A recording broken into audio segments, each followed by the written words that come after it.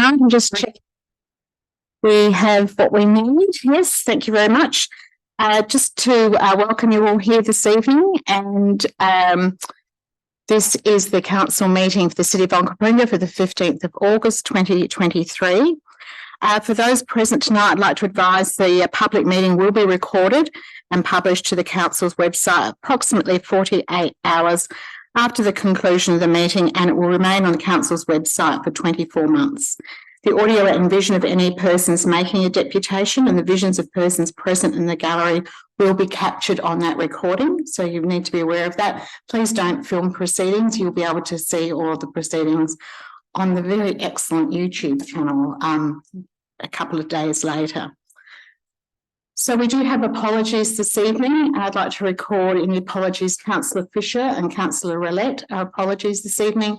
And we have a leave of absence from Councillor Paul Newmans.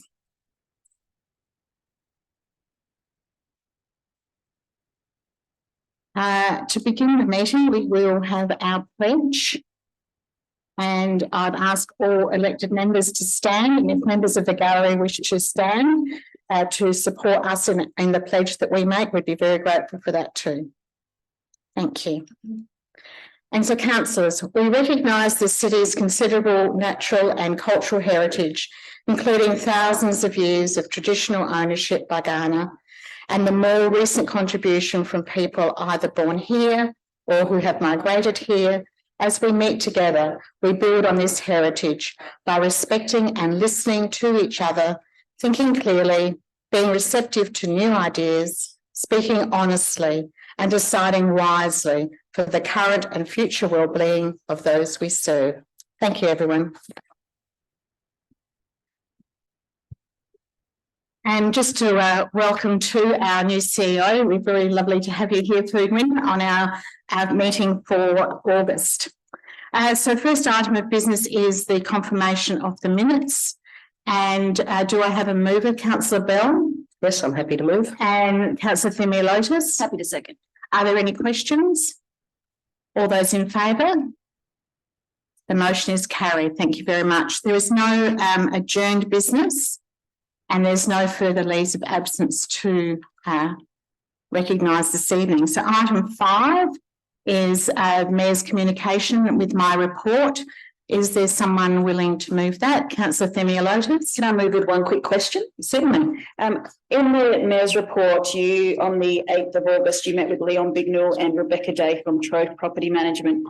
Is there anything you could let councillors know about, or if not, could you take it on notice and maybe in your emailed report? I can report that that meeting was cancelled on that very day by the people involved. No, so it was just missed the timeline for edit. Thank you.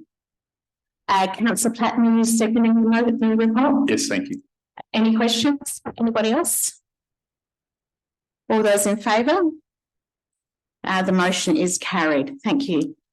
I wish to seek leave of the meeting to make a confidential personal statement about a security matter.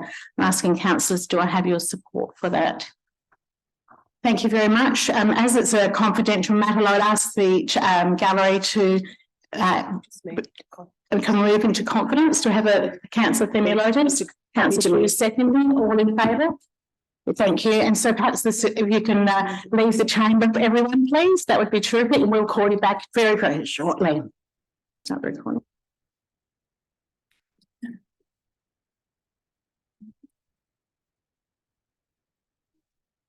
Thank you for your patience, everyone. We're up to item 7.1. If you're following electronically, it's page 23.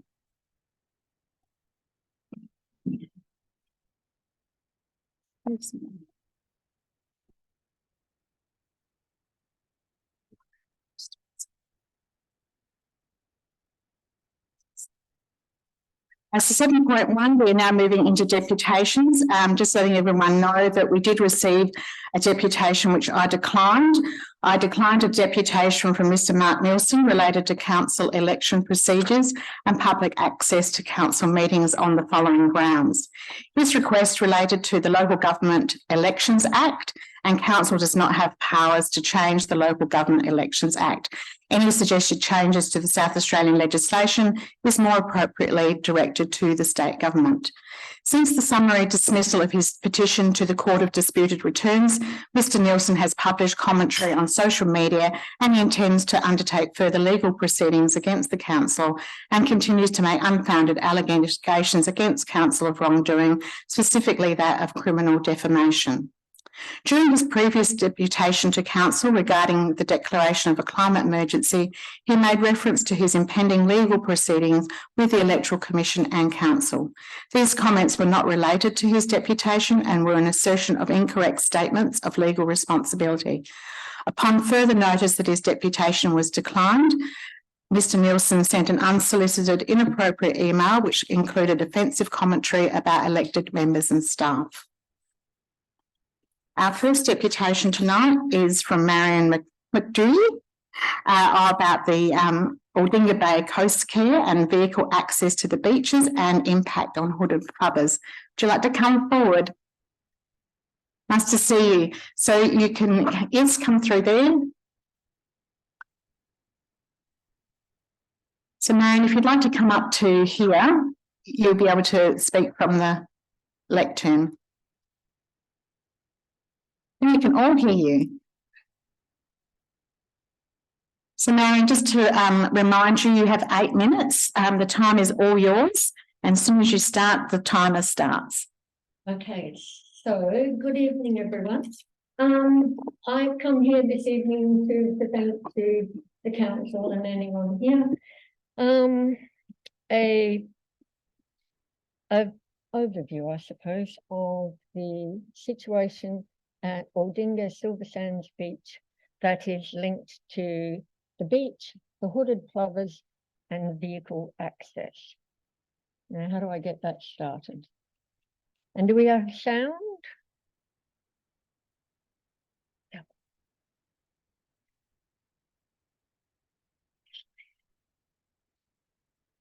Okay, well, there was some music that went with this, but anyway. This actually tells the story.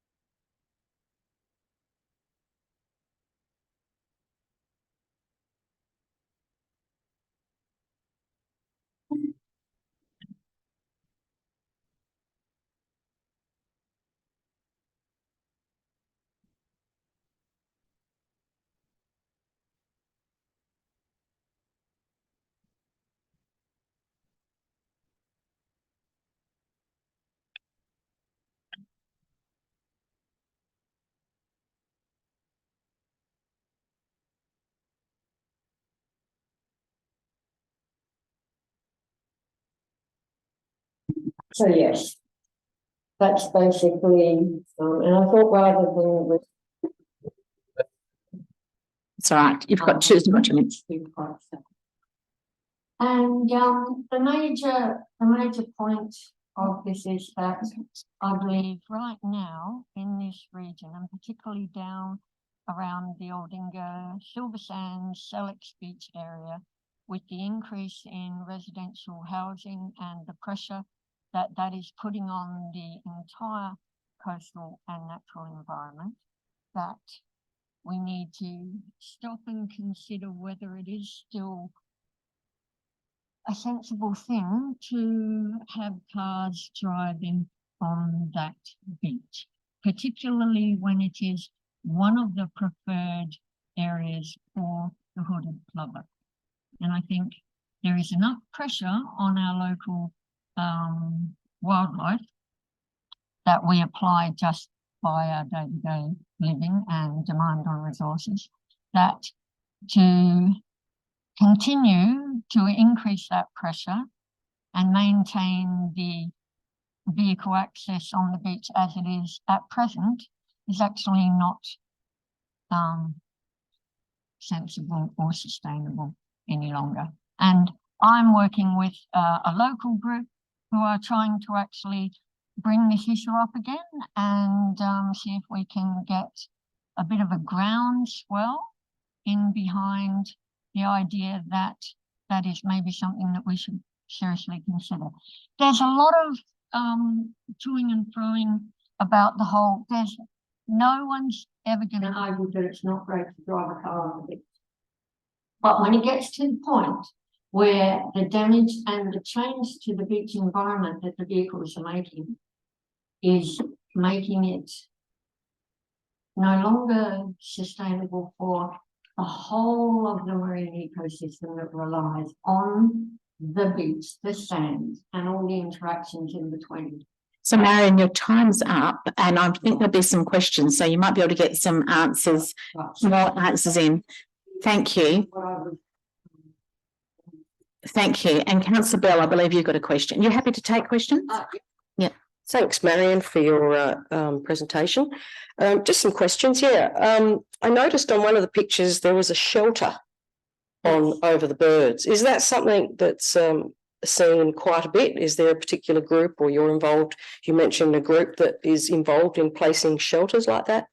I've never seen them. That's all. No, Birds SA are monitoring and trying to set up systems to help protect the birds as they're nesting, but those shelters were part of a community effort in Victoria. Oh, in Victoria, thank you. And what's the name of the local group you're involved with? Is there a particular bird group that you? Well, we're actually re-emerging the Aldinga Bay coast. Okay. And one more question, if I may, please, Mayor. When you mentioned the issue about cars and driving, what are some of the solutions, do you think? Well, there's many solutions, and a lot of them involve putting in steps to actually restrict access steadily and sort of buy back the beach. But a lot of that involves construction of structures and signs, and I think there's enough structures and signs and clutter on the beach already without adding to it by putting more things in place to try and control cars. And no one drives on the beach at 10 k's. No one. Thank you. Thank you. Councillor Dew. Thank you, Marion, for your deputation. Sorry. I am interested to know if there's sections of the beach that you're most concerned about. When you think about, we're talking about restricted vehicle access, whereabouts do you actually imagine that to be? Well, most likely the areas that have the pebble banks with the wide beach and dunes behind. Mm-hmm. So the combination of not too steep dunes, but dunes, and not too heavily vegetated. If the dunes are very heavily vegetated, then that's not as suitable for the hooded plovers. Because then they like a bit more of an open area. And one of the things is they feed off of the insects and the sea life that actually spends a lot of time in the sand itself. And there's been a lot of studies that have shown that constant driving of vehicles on the beach does actually decrease both the numbers and the species diversity. So long term, you're going to impact not only on those types of foreshore birds, but the sea ocean life as well. Sure. Yeah. Thank you. And also, I just note, and I could get my timeframes wrong, but there's a period of time between August to March where vehicles aren't allowed on the beach. Between I think it's like May to October. Yeah. So I just wonder. Yeah, I think May to October. Yeah. So I just wonder what you envisage happening in that August to October period when there's already restrictions in place. If you've got any ideas of how council can further support the plight of the hooded plover and the volunteers. Well, with that in mind, if it were extended to past the period when the birds have been breeding, that would be a great thing. Yeah. Councillor Wilkes, did you? I asked your question. Any further questions? Thank you, Marion. We really appreciate you coming tonight. And another advocate for another species, Mish Simpson's here tonight for the Southern Koala and Echidna rescue. Other end, sorry, Mish. And so Mish is from the Southern Koala and Echidna Rescue Group, and she's going to be presenting to us a deputation tonight on the road safety concerns on the Southern Expressway. And you're very welcome. And as I said to Marion, you've got 8 minutes. As soon as you start talking, your time will start. You've got some slides. You're okay with using that? I'm assuming the right arrow. Right arrow is the one to go. Okay, Mish, welcome, and your time starts now. For those who don't know me, my name's Mish Simpson, and I'm the founding director of Southern Koala and Echidna Rescue. We are a registered wildlife charity based on 22 acres in Onkaparinga Hills on Kaala land. Today, I'm here to present to seek council support for urgent action from the state government to find a solution to an escalating issue. This video may be a little confronting, but this is a reality of what our team of volunteers have had to deal with since the start of 2023. Is that going to play? What's that? There we go.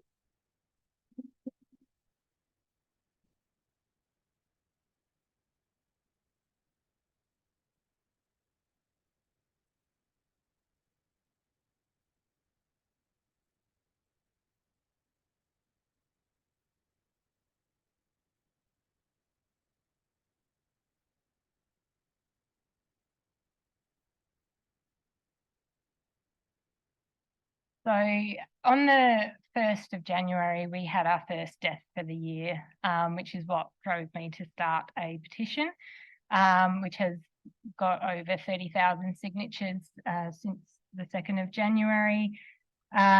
These were obtained just from doing a few social media posts. So this is just a small example of the level of support that our wildlife has. Here is a little map that shows we've obviously this has been happening for a while, but we started to notice a trend. I think there was one a week for the first month of January. So we've started mapping, we've started taking photos of the locations. Every time a koala gets hit, it's where there's vegetation and no barriers. So yeah, 16 lives have been lost that we know of since the start of the year. One of these we found by accident. We were looking for a live koala that had been reported in the bushes and found a koala that had died a couple of days or a few days prior, had crawled off into a bush. There are also many other species of native animals lost on the Southern Expressway, but sadly many of these are unidentifiable or unreported. Okay, so hands up, who in this room has been stuck in a traffic jam on the Southern Expressway due to a vehicle collision? Cool. So the federal government estimated the road crashes were costing the Australian economy $27 billion a year in 2017. Each crash on the Southern Expressway is believed to cost the economy around $1 million. That's from people getting to work late, missing meetings, having to reschedule. We don't know the exact figures, but we know wildlife and other debris on the road are a cause of some of these accidents. So this is our beautiful Lilybet. Lilybet's story was tragic because she miraculously survived being hit at 100 kilometres an hour, and we thought we could finally save a Southern Expressway koala. But sadly, shortly after waking up from a lengthy surgery to repair her fractured arm, she slipped away from us due to other internal injuries. This tragedy could have been much worse. On the night she was struck, a caring member of public stopped and ran into the expressway in the pitch black and picked her up in the middle of the lanes. This member of public then stood in the middle of the lanes while cars passed at 100 kilometres an hour in the dark before crossing back to her car, where her car was parked. It was at this stage that we were called and provided advice on how to safely contain the koala. And it's not just koalas that people will put themselves in danger to protect. Just last week, we had a call referred from another rescue group about a family of ducks on the Southern Expressway near the Panalatinga Road exit. In the time it took for us to contact the member of public directly, we learnt that her and her partner had escorted the family of ducks the whole way across 6 lanes of 100 kilometre an hour traffic at 8:30 in the morning during peak hour, and then went back to the middle of the road to check the drain as they were concerned some ducklings had fallen down. All this while wearing dark clothing and not even having hazard lights activated on their car. And it's not just the wildlife. This is from a section near Honeypot Road, which we discovered while doing a rescue. There's an unfenced walking path along 100 kilometre an hour traffic, which joins from Honeypot Road, and it actually joins into a suburban park where kids could be playing and running out. And then on this occasion, there was also an abandoned shopping trolley just metres away that could easily be pushed into oncoming traffic. So we know there is no easy and cheap fix to the multitude of safety issues currently present on the Southern Expressway, but something needs to change before a human life is lost. As an interim solution, we'd like to see fauna-sensitive barriers between flat sections of vegetation and walking paths and the expressway, increased lighting to increase visibility of hazards on the road, and adaptable signage that can be open and closed in peak rescue seasons. As a long-term solution, we'd love to see intelligent transport systems implemented on the Southern Expressway. This is actually currently being put on the Southeastern Freeway, I believe, which involves CCT surveillance and incident detection systems. So cameras that have AI built into them, they can detect hazards on the road automatically. You have variable speed limit signs the whole way along the expressway. When a hazard's detected, an alert goes to the traffic management system. If no one responds to that, the speed limit's automatically reduced within 30 seconds until someone responds and determines what the hazard is. That just slowing down the speed limit would make the expressway safer for animals, for any pedestrian. Yeah, that's right, that's it. Oh, actually, there we go. Can't forget the 8 5 years. Thanks, Mish. You're happy to take questions? Yeah. Councillor Bell. Thanks, Mish, for your very moving presentation and very informative presentation. But just a question on what your view is on some other alternative methods of trying to deter animals from crossing roads. Yeah, so I've been hearing about there's some trials that might be happening in the Onkaparinga region in terms of virtual fencing and things like that, which as a Southern Koala and Echidna Rescues, we pride ourselves on being an evidence-based and science-focused organisation. And there is a lot of articles that show that that's not an effective option. It's been studied back in 2019, 2020, articles were published and everyone's moved on from those ideas because there are companies like Sage Automation, which is based in South Australia, that have got these cameras that are capable of detecting hazards and slowing speed limits, which is far more effective to change human behaviour then it's going to be to change an animal, because animals learn what flashing lights mean. They get desensitized to it and different noises. All the different studies have shown that they don't have long-term effects. So the only way we're going to change things is to be able to change human behaviour when it has its presence. Thank you. Councillor Wilkes. Thank you for your deputation, Mish. It's much appreciated. I have a couple of questions. What would be your sort of what would be your optimal solution for this council to kind of take on board for this evening after your deputation? I guess we're just trying, I know it's not a council road, so it's just trying to get the council to support that change needs to happen, because it's Onkaparinga Council residents that use that expressway, and they're the ones that are risking their lives to keep animals safe. And we're not going to change that. You're never going to be able to tell someone, don't, like, your life's more important than the animal. It's human nature for some people. So it's only a matter of time. I think there's been deaths on the Southeastern Freeway. As far as I know, there hasn't been on the Southern Expressway, but traffic is becoming more and more used because of all the housing developments and everything. So it's time that there need to be proper barriers and technology to make it safer. Definitely. There's no doubt that we're getting busier down here with the developments. That automated system that you mentioned, that's going in on the Southern Eastern Freeway. I was wondering, does that pick up the movement of animals? So if an animal kind of stops in the middle of the road, will that slow the traffic down? Is it? Yeah, so we had a meeting with Sage, one of the engineers at Sage Automation, who I bet just happens to play table tennis with. So the universe just likes to line things up sometimes.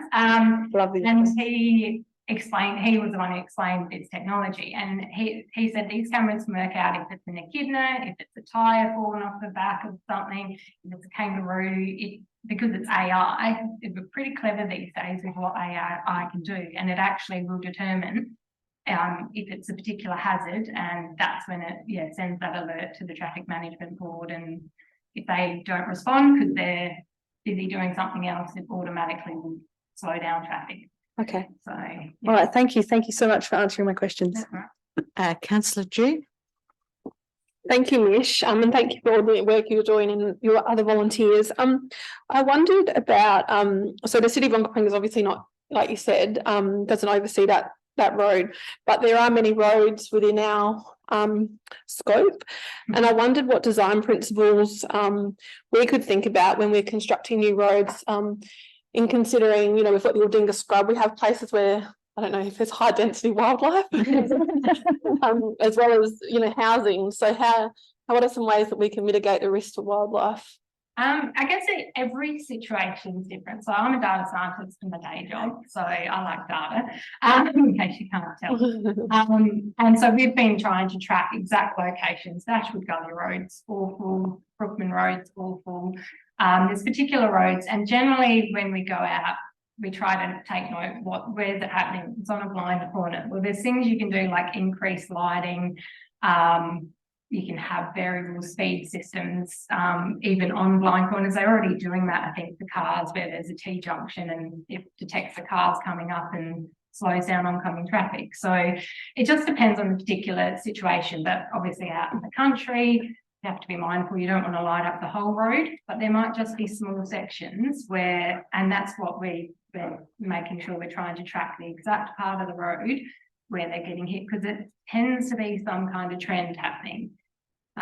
So yeah, there's not going to be a blanket solution, but I guess it's just speaking to the right people or those who are on the ground and picking up the bodies. And yeah, we're trying to, as an organisation, trying to just start collecting that data as best as we can, so we can start making evidence-based decisions on what we're trying to advocate for. And would you, would you be willing to share the data to us to inform our decision making? Yeah, well, it's hundreds and hundreds of things on an Excel spreadsheet. So yeah, I'm happy to share it, or I can give a bit more synthesize it. Kind of analyze it for you, and then if there's a particular section of road, I can pull up the data that we've only got our data.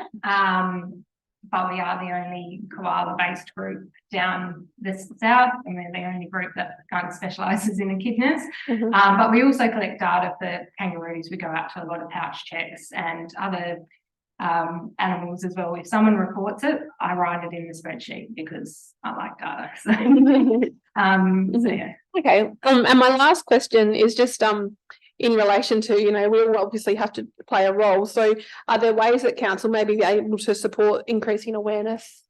Yeah, I'm actually hoping to, in amongst my spare time, we've got some signs that we're designing to try to get the word out there, because one of the biggest problems we have is 90% of the calls we get where an animal has been hit, it's not from the person who hit it, it's from someone else who found it in the middle of the road. And that's a huge problem, because especially on the Southern Expressway, I had a meeting with Dit a while ago and he asked, what time of the day are they getting hit? No idea. We get a report 7 o'clock in the morning when peak hour traffic's and there's a dead body, but we don't have that information. So little things like that, if people aren't reporting it and then someone finds it, how long's it been sitting there injured on the side of the road? So yeah, we really want to try to get that message out there. We lost a boy last week, which was devastating. He had a dislocated hip, and that he'd been in the wild with a dislocated hip for about a week. Had he been called in that night, surgeons could have fixed it. They tried, but unfortunately it was just muscles too contracted and they had to call it on him. But one simple phone call would have saved him. He was a 3-year-old, healthy, one of the healthiest koalas I've ever seen. So there's two things we're trying to do, is make the roads safer, but also increase awareness, because it's 2023, everyone has a phone, you can Google. It's not that hard to make a phone call. So we don't really understand why people aren't reporting. So that's, you know, something we want to find out. Thank you. Councillor Stafford. Thank you very much for the presentation. So you mentioned Onkaparinga currently has projects such as the digital fencing and that they weren't working. Is that right? Yeah, I've heard something about virtual fencing possibly being used. Or I don't think it's started yet. It's probably something that's there's been a resolution for it to happen, but Okay. yeah, I guess But- it's Yeah, you mentioned there were projects going on right now, but the studies were sort of showing that science had moved on. yeah. Well, since 2020, there's not been no further articles. So with virtual fencing, there was an initial study that seemed to show it would be effective.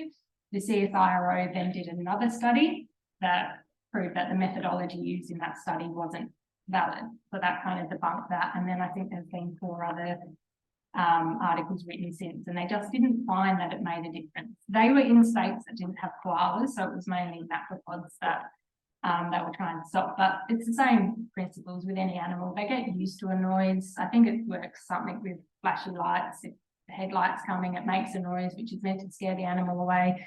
Anyone who's driven in the country and seen a kangaroo on the side of the road, they don't run away from the car, they pop into the direction of the car. We've got a 500-metre long driveway, so it's just understanding the animal's behaviour. You can kind of work out that's probably not going to work, and if it does work, it might work short term, and then they just learn, oh, that sound doesn't actually do anything, and then they die, and then they don't tell the other kangaroos, oh yeah, you probably should. So hence why it's easier to change human behaviour than it's going to be to change animals. So, yeah. Oh, I guess my question was just if you could link that study that you mentioned, such as the CSIRO study, but just any other studies that would Yeah. help us keep Yeah, it. Marisa, I've sent them through to, and I did actually send them through to the council a few years ago, but happy to send them to whoever wants to read them. Cool. Cheers. That's all. Thanks, Councillor Stafford. There's no further questions. Thanks for your time tonight, Mish, and for all the work the volunteers do. We're up to item 7.3, Brenton Moss. Brenton, you here? Come along. If you'd like to come to the lectern. Brenton's topic is rights and responsibilities of constituents in providing representations to council. It's item 7.3. This was forwarded to elected members by email. And so your time starts now as soon as you talk. Nice to have you here. You said it's been given to council. No, what you sent through, your request for a deputation, yes. Good evening, everyone, Mayor, councillor, staff and others. I'm I'd like to just give a brief history for about a minute and then launch into what I'd like to say. I want to speak on the rights and responsibilities of constituents in providing representations to council. On the 15th of March, the Mayor authored a letter in conjunction with the acting CEO, Ms. Julia Grant, to the Attorney General, Mr. Kyle Mayor, in response to a disruption at council which occurred on the 17th of January 2023. That letter is publicly available in the agenda. In response to that letter, I wrote to the Mayor in a letter dated 2nd of May and forwarded a copy of that letter to councillors and the CEO, the acting CEO thereafter. The purpose of my letter was to make my opinions and objections known to the council. And I thought then, as I think now, the proposed changes sought by the Mayor were not necessary, and her conclusions regarding the disruption were disputed by me. I thank the Mayor for her response by letter dated the 9th of May, in which she stated, I quote, "I value the concern and opinions of all residents, and a deputation is a valuable opportunity for members of the community to interact with council over many varied issues." I also corresponded with the Mayor, with Mr. Kai Mayor, the Attorney General, on this matter, and Jeff Brock, the Minister for Local Government, responded on his behalf, stating, "The right to peacefully protest or express objections about an issue should always be respected. However, the right of democratically elected councils to consider and debate issues before them without disruption is also a cornerstone of representative government in Australia," which is reasonable and fair enough. The purpose of my attendance tonight is to elaborate on my response personally and being fully accountable for it. And because by the admissions of some councillors, I've been told that, I quote, "We don't get the chance to read all the emails we receive, so we may be unaware of your correspondence." So they may be unaware of my response. Some of you may think this is history. No, the point is, well, the points I raised then were applicable then, they're applicable now, and they will be in the future. To start with, I want to share an experience I had with council, a positive experience, when I provided a deputation in May 2019. This is important because it's relevant to the points I want to make after that. During early 2019, the council started a program of tree removal along Sturt River through Coromandel Valley, near where my wife and I live. Noticing trees being felled, I objected, contacted councillors and the Mayor at the time, expressing my concerns, pointing out that these trees formed a significant part of the amenity of the area and contributed to the area's history, heritage, culture, and botanical landscape. I then gave a deputation to council about this. Even though I disagreed with the council's policy, my views were still heard and they were acted upon, and a process of consultation and communication continued from then on and still does. On each of these occasions, when interacting with the council representatives, except one, and staff, they acted in a civil, conciliatory, respectful manner. A process of successful collaboration between one constituent, myself, who had a concern, and the people elected to represent his interests.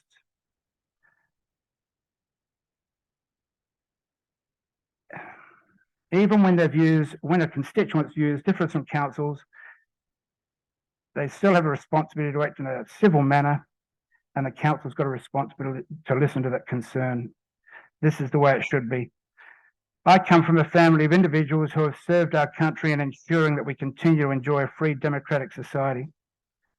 I have 3 grandparents who served in either World War I or II, and a grandparent who served as a mayor at Marion in the early 60s.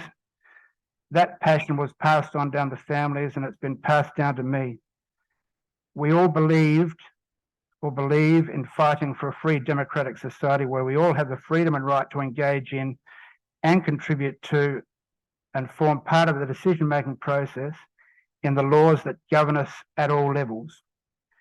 and to be part of a society which values the concept of consultation, transparency, honesty, accountability, free speech, and where we all have the opportunity of expressing differing views, and those views may be acted upon. I've noticed, as a semi-conclusion, I've noticed a shift in our society at a local, state and federal level in government, especially over the last few years. I believe there's been a merging of responsibilities between each of these tiers of government. My opinion that each tier of government should be keeping its concerns to matters relevant to and within the purview of its own level and not other concerns. Federal matters deal with federal government, state matters by state government, and local matters dealt with council. In conclusion, and at a local level, ratepayers, residents, or if you like, constituents in general, who are in, is that 2 minutes? Who are in fact financially supporting their council, have a right to expect that those who have been elected to serve and represent them, and including paid staff, should actually do that. A bottom-up approach, as was my experience in Coromandel Valley with a tree situation. Or put simply, the council should interact with and engage with those they are elected to represent, and council policy should reflect this process of communication and conciliation at a local level. The right of constituents to play an instrumental role in this process is fundamental to a properly functioning free democratic society and should not be ignored, obfuscated or denied. The opposite of this is a society where rights are not respected and we are dictated to and we are expected to follow unreasonable laws and directions, which has certainly happened, I think, over the last few years. This is a top-down approach. I don't accept this. And like my forebears before me, I'll continue to fight for a free democratic society which respects the rights of each individual. Thank you. Thanks very much, Mr. Moss. Do we have any questions? There being no further questions, thank you for your time tonight. Phil Wood, you're up next from the Noarlunga Community Sports Complex.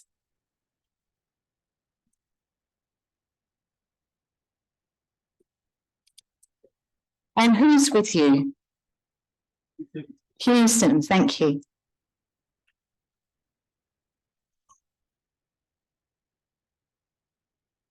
And I think you're familiar with the process. So 8 minutes, and you're very welcome. Look forward to off you go.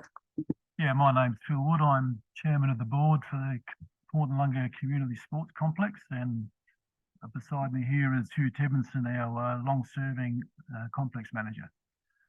Thank you for allowing us to tell our story about the journey undertaken and the impacts on our club in attaining a new facility at Noarlunga. As the story is quite long and detailed, I'll attempt to present in dot point form with some date lines and cover the main key points. 2009 club strategic plan identified the need for new club rooms and upgrade to cope with the impending demographic increases, ageing facilities and lack of connectivity to the playing fields at Noarlunga. Informal discussions with council began at that point.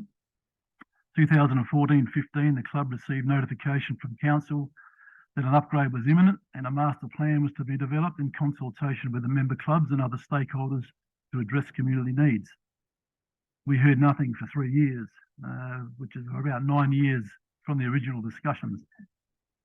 So we considered to develop our own master plan. 2018, decided to develop a master plan ourselves to try and advance the project as the upgrade was becoming urgent. Extensive planning and consultation with all stakeholders was undertaken. The club presented a deputation to the chamber outlining the high need and a proposed building model, which we believe would cope with the current and future needs of the community. The chamber supported in principle and gave approval to proceed to the next step. 2019, the club prepared and presented to the chamber a business case that provided more detail in the build costs, justifying the spaces required in the plans and the 5-year financial plan. Once approved again in principle by the Chamber, the completed business case was forwarded to the projects team at the Council. The modular building proposal was considered by the projects team as not suitable due to the shorter life expectancy of the buildings, and decided that a hard build would be preferred at an increased cost. As a result, the project staff formulated their own business case and applied for grant funding on our behalf. The project team offered a couple of other options, including renovating the existing building, which we rejected, and agreed on a general concept plan that required a complete new facility. 2020-21, further consultative meetings revealed that the new plans did not accommodate the recommended size spaces that we required and justified in our original plans, and had omitted key elements including a gym, significant reduction in the sizes of the function room, umpires change rooms, female change rooms, equipment storage, canteen, barbecue facilities and solar panels. Also, several other elements were considered optional or provisional. After continued discussion and debates with council staff over the emissions, it became clear to us that it was a case of pretty much take it or leave it, and that this project had a predetermined budget for a facility build to a minimum standards, rather than a budget to address the proven needs and presented to and supported by the Chamber. We were also advised on basic operational elements of the build that would not be funded, which included critical equipment like a cold room to service the kitchen and bar, necessary appliances and cupboards required to operate the new kitchen, and other items to get operational. These costs would fall back to the club to somehow meet. Financial position of the club at the end of 2021 was very solid, and no debts outstanding and good cash flow. After our concerns were generally rejected by the council, we felt that we had no choice but to continue, and the early stages of construction began in September 2021, with the builder's proposed completion date of late July 2022. 2021, the construction fences were installed, which allowed us to continue providing our sport variations, but greatly restricted access to the main function room. The effect of these restrictions resulted in an ability to hold private functions, monthly bands, some club functions, host finals, and along with reduced foot traffic. These are important income streams that contribute around 40% of the club's income. Financial planning indicated that restricted trade beyond about August 2022 would start impacting our ability to pay our bills when they fell due, which is a key indicator of possible insolvency. I notified in writing to the council staff at the council in July 22 that we were heading for financial trouble.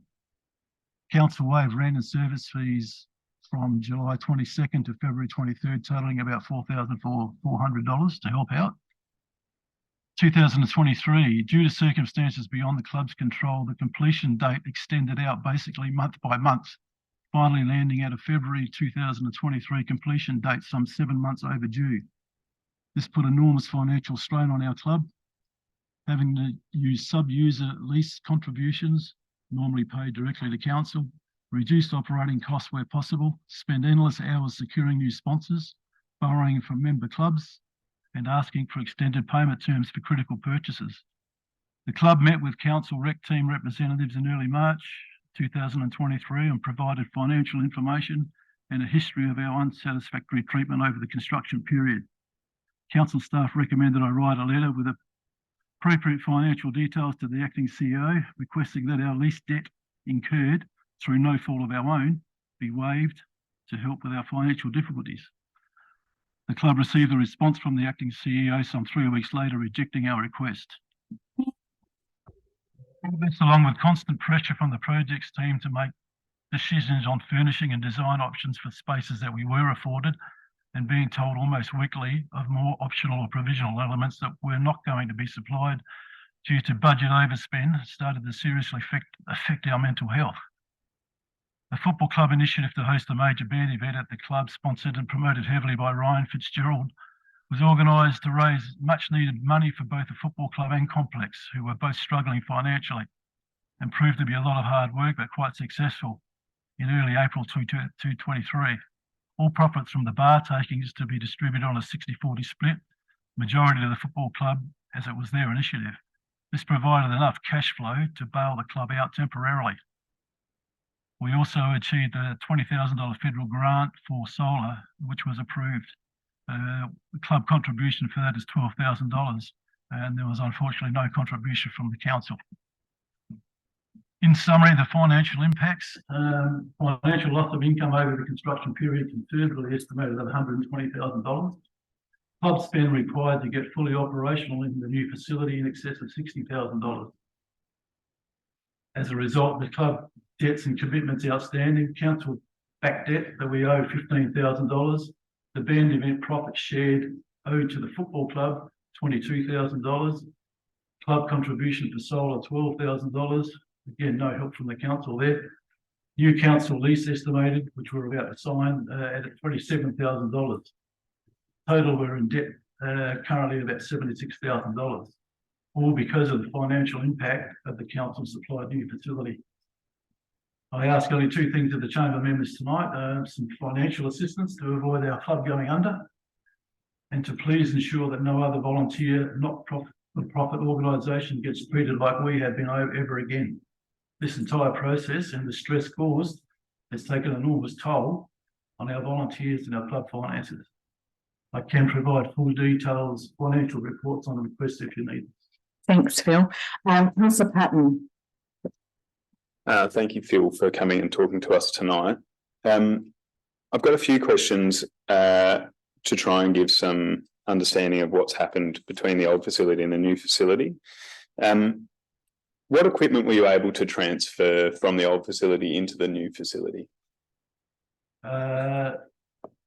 Yeah, well, we were actually forced to transfer quite a bit of the old equipment into the new facility. We had to reuse some of the council property, as in range hoods, old freezers. Again, we could not transfer the cold room because that was a built-in facility, so we had to build a new one. It cost us $38,000. Yeah, but a lot of old equipment, we actually had to pull apart cupboards from our old kitchen and then remodel them to fit the new facility as well. An endless amount of volunteer hours went into moving into the new facility. Of the new equipment that you did manage to secure, how much did that cost the club? Well, as I said, there's all up in excess of $60,000 worth of new equipment before we could get fully operational. $38,000 was involved with the new cold room and associated equipment. Quite a bit of money spent on the new kitchen to get that fully operational as a commercial operation. The kitchen, that never actually happened until about March before we could afford to get that going. And there's lots of other things, cleaning equipment, some necessary furniture, remodeling of offices, all that sort of stuff. Thank you. You've been offered a 5-year payment plan for the debt of the $15,000 debt. We were offered, yeah, basically they were going to add $3,000 onto our new lease for the next 5 years, rather than waive the debt, which was by us, basically. Can you just try to explain to the chamber how much extra pressure that puts on a voluntary club? Financial pressure? Oh, basically, as I said earlier, we're in a position where we're going to struggle to pay our bills when they fall due, which is very close to an insolvency point of view. Something that we're desperately trying to avoid. Yeah, again, we don't believe, we believe our governance generally is a very high level. As I said, in 2021, we're financial, looking forward to moving into a new facility, but the extension and the overrun by 7 months really hurt us badly, which is put us backwards. There's some views in the community that some in the community hold the view that the football club component of your facility has a lot of money and could bail you out. Can you speak to that? As I said earlier, the band event was actually a co-contributor to helping bail out the complex and the football club through financial difficulty. The football club, or the club, the structure of the complex is, and I think it might have been pointed out in a recent deputation by the Onkaparinga Clubs Forum, But most of the multi-user clubs outside are run by a separate committee or board. The clubs within it are actually sub-users of that facility. And so basically they pay a predetermined sub-user agreement amount to the complex, which usually gets forwarded to the council as part of the lease. So what was I going with that? Does the club have money to bail you out? The football club definitely doesn't have money to bail us out, no. No, we actually have the football club's share of the band event profits in the complex account now, propping up our cash flow. But eventually they're going to need that money back so they can pay their sub-user agreement payment back to the complex so we can forward that to the council. So, Thanks, no, Phil. we don't have the money. Councillor Wilkes. Hi, Phil. Thank you for your deputation. I have a couple of questions. I just wanted to get this in my head, make it really clear. You are a volunteer, aren't you? Absolutely. Yes, okay. So your role at the club, 20 years of volunteering. Thank you. Okay, so can you kind of give me a bit of information about how the multi-use sporting facility collects its revenue stream or its income stream? Yeah, sure.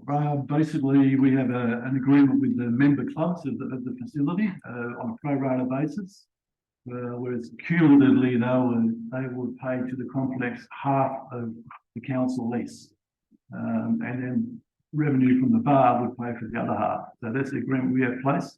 Okay. On a pro rata basis. So the football club being the main user of the club, obviously their contribution to the complex is a lot higher than the smaller clubs. Okay. So that's basically how it works. And you take half the bar. So the bar does affect your revenue income.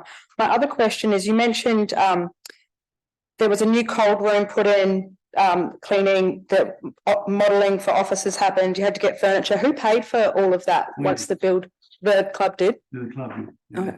Yeah, Thank you. We've big stolen borrowed actually to actually get that together. So, but yeah, as I said, we had to push our debtors out substantially, especially the refrigeration person that did the cold room. We had to extend his terms out for a couple of months if we could afford to pay him. But he was okay. Signed up as a sponsor after that, so we did that. Yeah, so it was a very, very frustrating and trying period, and now we're left with a debt. Okay, that was the $38,000 cold room. Yep. Thank you, Phil. Councillor Themiolotis. Yeah, just a couple of questions. Thank you, Phil. The current new facility, is it fully operational now? Yes. Was there any, were you restricted or had no use of the asset to be able to have any earning capacity throughout the development? The actual earning capacity, we had restricted access, as I said, to the function room.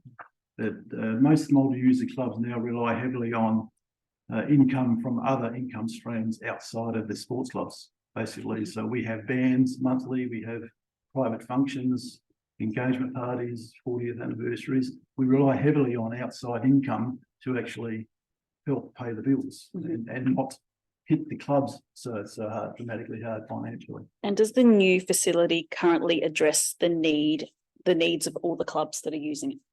Apart from the size of the spaces, we're functional. We're operating in spaces that are generally too small. Canteen, they're too small. Umpires' change rooms that are too small. In fact, some umpires refuse to use them. We're forever actually on any given week.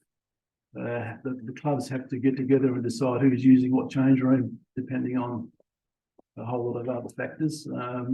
We have no barbecue facility at all. The solar panels that are in our original project were cut. The size of the social rooms, which we asked for specifically to be a certain time size, because we actually use that community functions. So we need to get a lot of people in there, bumps on seats. That size was restricted significantly. Basically, there's been a restriction across the board on most of the spaces that we actually asked for in our original plans, which were actually endorsed by the chamber. The current change rooms, are they female friendly, family friendly change rooms? The new ones? The new facility has all full unisex change rooms. Perfect. And you've mentioned a couple of times now, you've said the comment debt not caused by you or club. Can you just elaborate on that? Well, basically, the restricted income that we were subjected to over the construction period is the reason we have debt. The debt we have mostly, we were able to pay our operational bills on time, eventually. The debt we have now is mostly with the council and the football club, and we have a locked-in contribution towards solar, which is our club initiative to obviously reduce the amount of electricity costs that are going through the roof at the moment. So we're very fortunate to land a major sponsor and get a $20,000 grant from the federal government towards a solar array on the roof to help reduce our electricity costs as well. But even with those savings, our forward budget for next year is looking like an operating loss of some $40,000. So any help we can get to actually minimise that is going to be a huge benefit to us. Councillor Dew. Thank you, and thank you for the volunteering you've done for so long. A few questions. Just wondered if council were explicit from the beginning in relation to the fit out costs that the club would have to incur. No, they weren't explicit with the costs. This is a whole new venture for everybody. I think for the council as well. I'm not sure if they had actually been involved with the full build of a sports complex in recent history. And so yeah, it's a new venture for everybody. But we had no idea what we were going to be up against. As the program went and the more meetings come about, we were enlightened basically. When we got to the point, no, you are not getting a toll room. And then we knew we were going to be up for some money. So the money we had saved in 2021 was pretty much expended on that straight away without anything else, without any other expenditure. But no, it wasn't clear what we were going to be up for, and even then we didn't know that the project was going to be extended. It will go in overrun by 7 months. But that was the part that hurt. We could have survived if the project was finished on time. We probably would have survived and got through that. But to have another 6 or 7 months of low income, and plus the extra purchase that we had to make, just would push us right over the edge. Just going back, I recall that you were able to then start utilising the facility. Was it in cricket season? So it wasn't even in football season? No, basically it's Christmas time. We put a lot of pressure on the council staff to get us in before Christmas. Sure. Because we had to start generating some serious money as quick as we possibly could. They actually helped us out getting in there, although they're a bit hesitant because probably legally, from the building perspective, we shouldn't have gone in as early as we did, but they realised the necessity for us to get in there and start doing those resolve. But that whole program was 2 or 3 months, basically, almost March this year before we're actually fully operational, full mill service and bar operating. A lot of volunteer hours. Yeah, can imagine. I just wondered, and it might be a tricky question to ask now, but I'm assuming that because you have a facility worth $3 million, that the lease might have increased. So, what's the difference now that you're expected to pay? It's about $4,000 a year increase in the rent part of the lease. So the leases are broken down into several aspects. You have rent on the buildings, insurance recharges, oval maintenance, court maintenance. It's all combined into one lump sum basically. So yeah, cumulatively all those things add up to about, I think now $27,000 from about $23,000 previously. So with the addition of another $3,000 a year as what was offered for another 5 years, it just makes it ridiculously difficult. $30,000 a year is getting to a point where we just can't actually pay that. Yeah, and I know the football club has a great junior program. I wondered if there's capacity for growth in netball and cricket. Our netball club until recently was one of the fastest growing netball clubs in the south. There's been some issues there at the moment where it's shrunk about half temporarily, hopefully, but and they've got a brand new committee. The tennis club has only had a heartbeat for a couple of years now, but we're very excited to have a junior program running next summer with that. The football club is already equally the biggest football club in the Onkaparinga Council area. Something to be very proud of.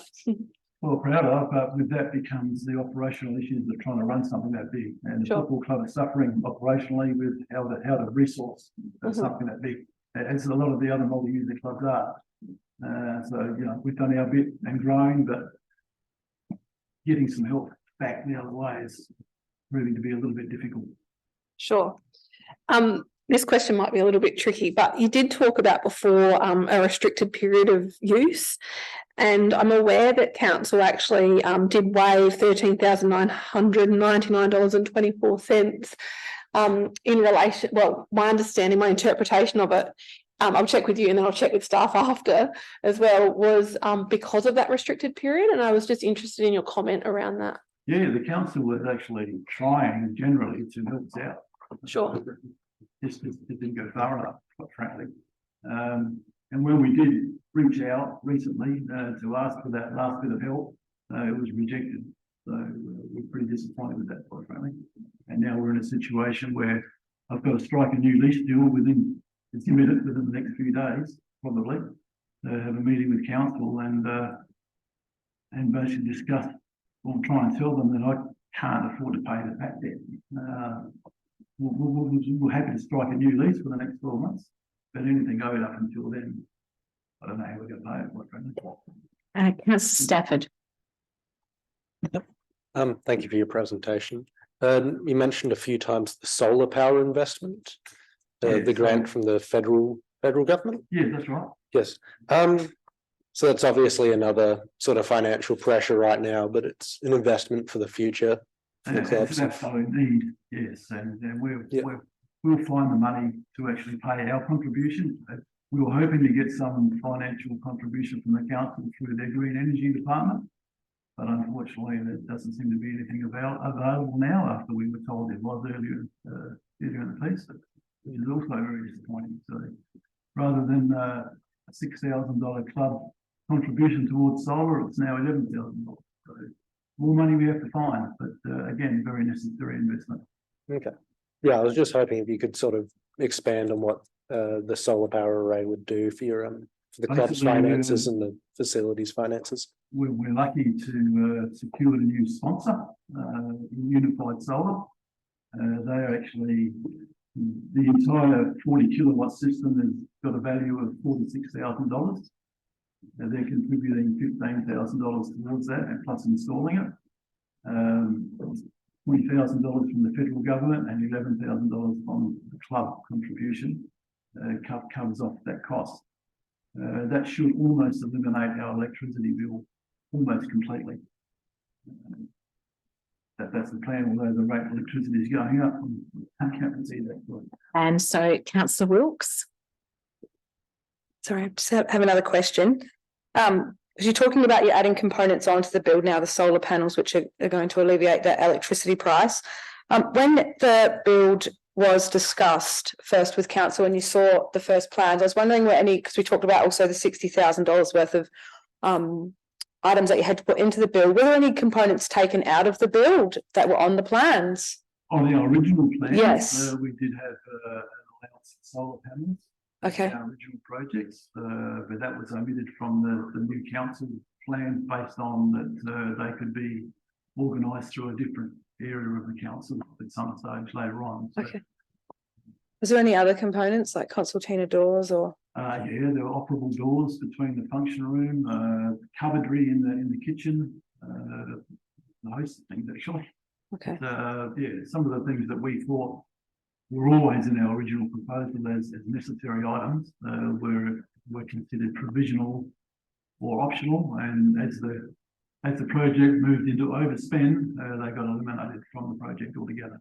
Okay, sorry to hear that. Councillor Bell. Thanks through the Mayor. Thanks, Phil, for your deputation and your community work that both of you do. Just apologies if you've already said this, just a review of what you said your current debt is. The current debt, it's in the notes. Basically, we have a back debt to the council. This was as of March, of $15,000 in unpaid lease. We just didn't have any money to pay it. the band event profit share, we actually have all of the proceeds of the band event that we had earlier in the year in the complex account. We're using the football club's half of that profit to prop our cash flow up at the moment. $22,000 that we actually owe the football club. And we have an upcoming contribution for the solar of $12,000. And as I said, the new lease for the next 12 months is imminent with the council, which will be another $27,000. So within 2 weeks, we're going to have an accumulated debt of $76,000 for a club out. Thanks for clarifying that. Do you mind telling me how your club does their fundraising? The clubs as volunteers, yeah. Okay, so the member clubs do their own fundraising. The complex, we rely on sponsors and we rely on foot traffic from the member clubs to service the bar. That's how we make our money, which pays the operating costs of the entire operation. So the complex itself doesn't have fundraising as such. It relies on sub-user rents paid to it and proceeds from its service. The football clubs or cricket club or tennis or netball, they all use their own fundraising to stay alive, basically. Thank you. No further questions. Thank you, Councillor Pritchard. Thanks, Phil. Just one quick one. What was the club's expectation at the start around contributing to the build? Was there any expectation originally that the club would contribute something, or? Yeah, no, there wasn't any expectation initially in the initial discussions. They only came to light through more consultation with the council staff as we went along. Once we found out that we had to pay for the cold room and kitchen cupboardry and this, this all come to light as we went. In the initial stages, we had no clue at all what we were going to be expected to pay. Thank you. There are no further questions, so we can let you take your leave. This item will be held at 11.1, so it's a little while away in the agenda, but you're very welcome to stay in the gallery. Thank you. Thank you, everyone.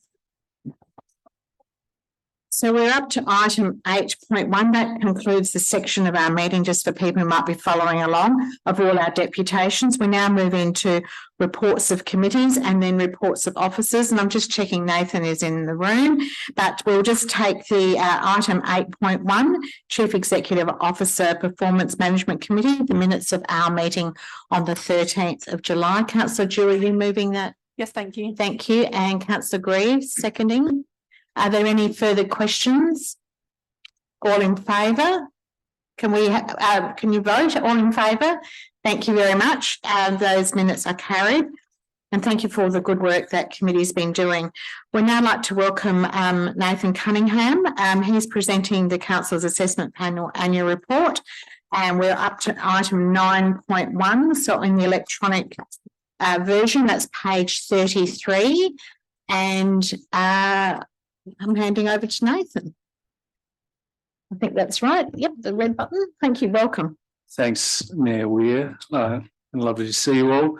I see a lot of new faces in the room. And for those who don't know me, Nathan Cunningham is my name, and the independent presiding member of your CAP is my role. Given we've got a number of new faces, I was just going to give a bit more background as to what the CAP does. And I was going to start a little bit with me. My primary role is the CEO of your neighbouring council to the south. So be gentle with me. I'm CEO of District Council of Yankalua, and in my spare time, I chair this CAP as well as the City of Adelaide, City of Port Adelaide Enfield and Adelaide Plains CAPs. Been in and around planning for longer than I care to remember. The CAP is a body established under the Planning, Development and Infrastructure Act and we are able to have 4 independent members and up to 1 elected member that sits on the CAP. That's the structure that this council has adopted. And we take our powers for development assessment and decision making directly from the Planning, Development and Infrastructure Act. That's a change from the previous planning system where we as a panel took our powers via delegation from the council. So slightly different or slightly nuanced in how that plays out in the planning system. Just want to touch a little bit on the report is relatively comprehensive, and I'm happy to take a number of questions, but I was just going to touch on the membership of the panel, the key staff, some of the key stats that we have handled, as well as the some of the specifics of the development applications that we've grappled with on behalf of council across the year. I've mentioned in previous years that I think the council's done a really good job in getting a good skills balance across the panel. And for those of you who don't know, we've got heritage architect, we've got landscape expertise. Obviously, I bring some planning expertise as well and some architecture expertise. That provides a really good balance in terms of the types of development applications that we're likely to see. And I've made a comment in years gone by that we possibly have a heavier balance on sort of landscape or urban design field than some other councils. But when you consider that we've got the McLaren Vale Preservation District as an overlay, that makes sense in terms of that skill balance, whereas there are some others that have less reliance or less need for that sort of landscape or heritage advice. It's a bit of a shout out to Councillor Heidi Greaves. I sit on a number of these panels. She really understands the role of a CAP member and how it differs to the role as an elected member, and also Councillor Jeff Eaton, who's been our deputy since the election. He's done a really great job in attending most meetings, essentially, to build his knowledge and his preparedness to step in on those couple of occasions where Heidi hasn't been there. So it's always good to have elected members that really want to understand the role and how it's different to the role that you guys are playing tonight. So they've been doing a great job in that regard. In terms of the staff, you're probably starting to experience that you've had a really balanced and I guess stable workforce in some of the senior roles. Obviously, we've got Renee, Matthew, and we've had Ben Victory in the key pillars essentially that support the CAP, together with Katrina French in a governance role, and in more recent times Rebecca Rutschak, who again vastly experienced and ready to step in. They provide great support for the CAP in terms of preparing us for the meetings, but also managing the challenges, particularly in relation to hybrid meetings where we've got Zoom attendees as well as public galleries. They make that seamless, which allows us to focus on the process of the applications and the decision making at hand. Having knowledgeable staff is really important, and it helps to take emotion out of the room. And as you can understand, development applications are often quite an emotional experience. People come and they want to talk about this big thing that's happening next to them. It might be the only time they've ever come into this chamber. And it's really important to recognise that these are emotional environments, but also then try and talk through what it means and what we're actually talking about from a planning policy sense. Often we're talking about change. Change is hard, but sometimes change is what the planning policy is actually looking for. And it's important that we've got staff that can explain the process, and then we can explain during the meeting how the planning policy applies to their area. Across the year, across the 12 months, we had 10 meetings. We considered 19 applications. Doesn't sound like a lot, but the CAP only gets involved in applications where they've undergone public notification and where there's public representatives who wish to be heard.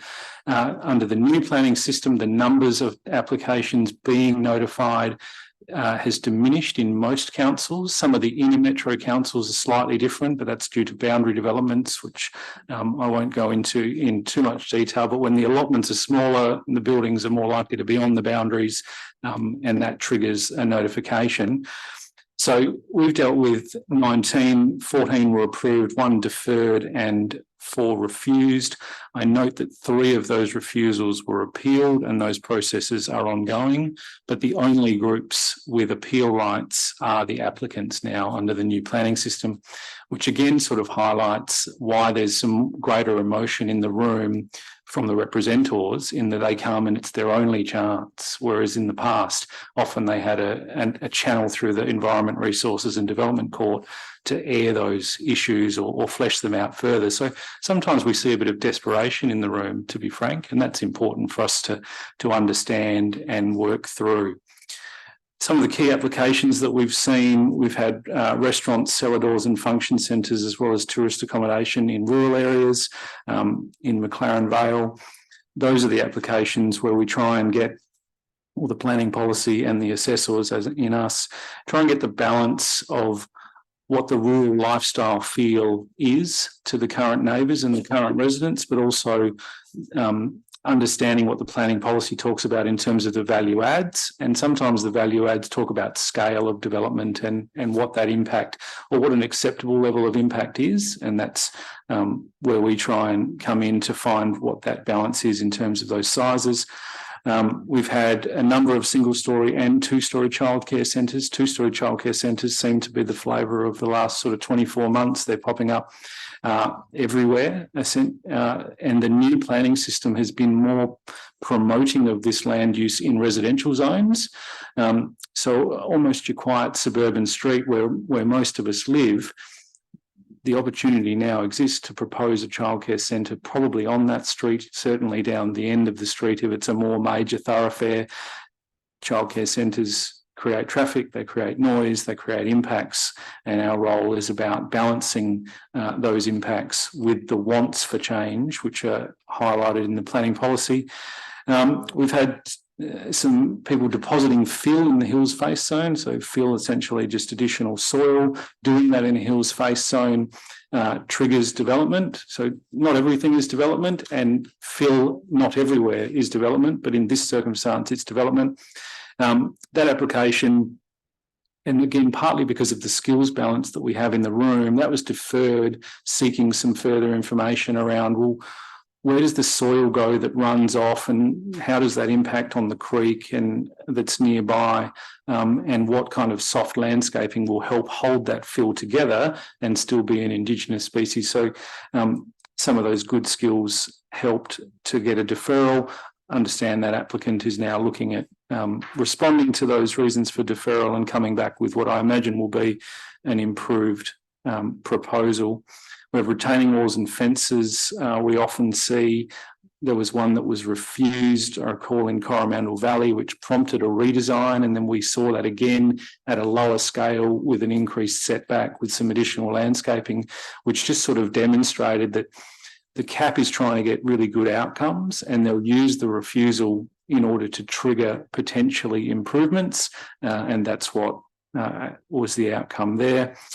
Also had a number of residential developments, particularly those on property boundaries, which triggered the notification. And we've had to deal with the impact of assessing, where does that development sit in relation to the neighbour and the neighbour's usable private open space, and what is the impact of those. One of the procedural matters that we dealt with through the year is that the LGA have released a model policy for the CAP to deal with decisions made by the assessment manager. Now, the assessment manager was Ben Victory, is currently Rebecca Rutschak. Essentially, that person is responsible for making the other, I would imagine, 2,500 or thereabouts decisions, 3,500 decisions that come through the council. There's an ability to appeal those decisions through us, and the LGA has created a model template on how we deal with those processes, who can attend, whether additional information can be provided. So now essentially the sector as a whole is embracing those.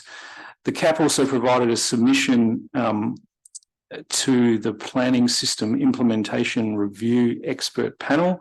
So since the planning system's come out, an expert panel was established by the state government to essentially hear all the voices on, is the planning system working? Obviously, we're in a blessed position where we can see where we're challenged by it, or where the community appear to be challenged by it. So we made a submission, which I think went through this council possibly just before the election or about that time. That's probably enough from me, but happy to take any questions. And thank you again for your interest in the panel and your support of me and the other members. Thanks, Nathan, and thanks for all the work you do. We know that it's a tricky role sometimes with a lot of high emotion involved, and you'll be aware that this chamber has taken some interest in planning matters and have already made some advocacy to the State Planning Minister. You up for some questions? Councillor Dew. Thank you for that presentation. Just a couple of, and this is really for my own understanding, but I took note that you said that community aren't involved in an appeal process. And I wondered if A, that can be excluded, and B, as CAP members, you still hold community views as part of a decision making through the appeal process. Yeah, look, certainly, and thanks for the question. We CAP members are obliged under their code of conduct, which is a ministerial code of conduct, to fully inform themselves of all the key issues. Those issues are often the ones that are brought by the community. And as I said, that they don't have a further angle or a further opportunity outside of the CAP process to undertake an appeal. I know that several councils have made submissions suggesting that the balance is now wrong. I hold that view also, that the balance is now wrong, in that there's been a bit too much of an overcorrection to sort of keep community at bay and keep the dollars of the economy ticking over. A document was released on the update of the 30-year plan yesterday, which will provide some guidance in terms of the strategic direction of the state, but in a couple of weeks' time, it might be up to 6 weeks, but it's around that period, the expert panel's recommendations to the minister or to the state government will come out, but I understand that's coming out at the same time as the state government's response. So I imagine that the expert panel has formed a view or a recommendation around whether the balance is right. I'll be interested to see that, and I'll be interested to see what the response is, because essentially then we will just adapt to whatever that change is. But that's how it is at the moment. Okay, thank you. And just on that, elected members, earlier today, we circulated the link to the report from the Greater Adelaide plan and opportunities for keeping up to date with what's happening there. Councillor Pritchard. Thanks, Nathan, for that. That was excellent. I've noticed in a few of the CAP submissions, there's sound and traffic engineering reports. Do we, as a council, keep those on record beyond the CAP, and do we use those post-CAP? Thanks for the question, Councillor Pritchard. And through the Mayor, I would imagine that the council absolutely keeps the documentation. Whether they're useful in future would probably depend on whether what's proposed is what's built, because often they're site specific and land use specific. So let's say a McDonald's was looking to build and it had a drive-through window facing a certain direction. The acoustic report would be considering how wide that window is, where the nearest sensitive receptor is, and how that related to other built form, acoustic fencing or anything like that. So if the McDonald's was to not go ahead and something else came in, that report would possibly be relatively useless, but it would be kept on file. I imagine under State Records Act, there's still, 7+ year requirements for almost everything. It does sit on a planning portal. So assuming that doesn't fill up, given that it's cloud-based, it would be there for staff to go back to should they need. But my experience generally is once a decision's made, the need to revisit if there's no appeal is pretty low. Yep. Thank you. I'll just have one further one. I noticed that once the plans sometimes go out for public consultation, they then change and then they get adapted, and there's sort of almost a letter back from the consultant back to almost the respondents. That process seems really useful. I'm assuming the CAP takes that pretty seriously and really advise on that. Yeah, look, in short, Councillor Pritchard, that's a critical part of the assessment process, in that and I often say this at the start of meetings or at the start of the public hearing component of the meetings, that people can be assured that we've seen their initial submission and we've seen the response to the submissions. One of the potential flaws in the planning system through that process is that if you're making a public submission and then the plan's changed, but not to a degree that triggered it to be re-notified, you wouldn't necessarily know. And that's where the staff do a really good job in explaining how you put in a submission saying it was too close to the boundary. The amendment is it's now an extra 2 metres off the boundary. Do you want to reconsider your request to be heard or things like that? So that part happens, but that it's more driven by the staff unless it's so significant a change that it needs to be re-notified. Thank you, Nathan. That was very insightful. I really enjoyed it, actually. I just wanted to ask about that application only, or applicants who cannot oppose if they have a problem with a build, and you said that was different, or it's a new kind of measure. I was wondering if it does come to the cap and someone does oppose it, can they suggest alterations, or can that be altered on the spot, or is it at that point, is it yes, like a yes or a no? Councillor Wilkes, it sounds like a simple question. And unfortunately, it's not necessarily that simple. There's an overarching, I guess, rule / philosophy is that the cap is not there to redesign. It's there to assess and determine what is put to it. That being said, we as a CAP and every other CAP I've ever participated in has made suggestions or tweaks that have been essentially slight changes through conditions. Sometimes they might be as simple as hours of operation might be proposed to be 24/7, and we as a CAP form a view that if it doesn't close at midnight, the impact is excessive, and we'll put that on as a condition. There's only so far you can go with conditioning something to make it okay. So it's not quite a no, but we have to tread carefully on redesigning to make it okay. Might be a not yet. Councillor Eaton. Yeah, thanks. Look, just one issue that I notice is the consultants that the developers might get to do particular assessments. I have a strong view that perhaps we'd be far better off, say, for traffic assessments, that actually council does those at the cost of the developer. What's your view on that? Through the chair, I can see some merit in the idea, and I could see why you would suggest the perception of greater independence, even if that was not a reality. It's certainly a perception of greater independence if the council, through its officers, were undertaking that task. The system certainly doesn't encourage that. It puts obligations on the applicant to provide every bit of detail it needs to support the application, and then it's up to the staff / the panel to consider everything that's put to it. One of the tricks or techniques that's often used is that if it is a traffic report, Onkaparinga is at a scale where it has its own traffic engineers, so that'll have a review internally to, essentially a peer review.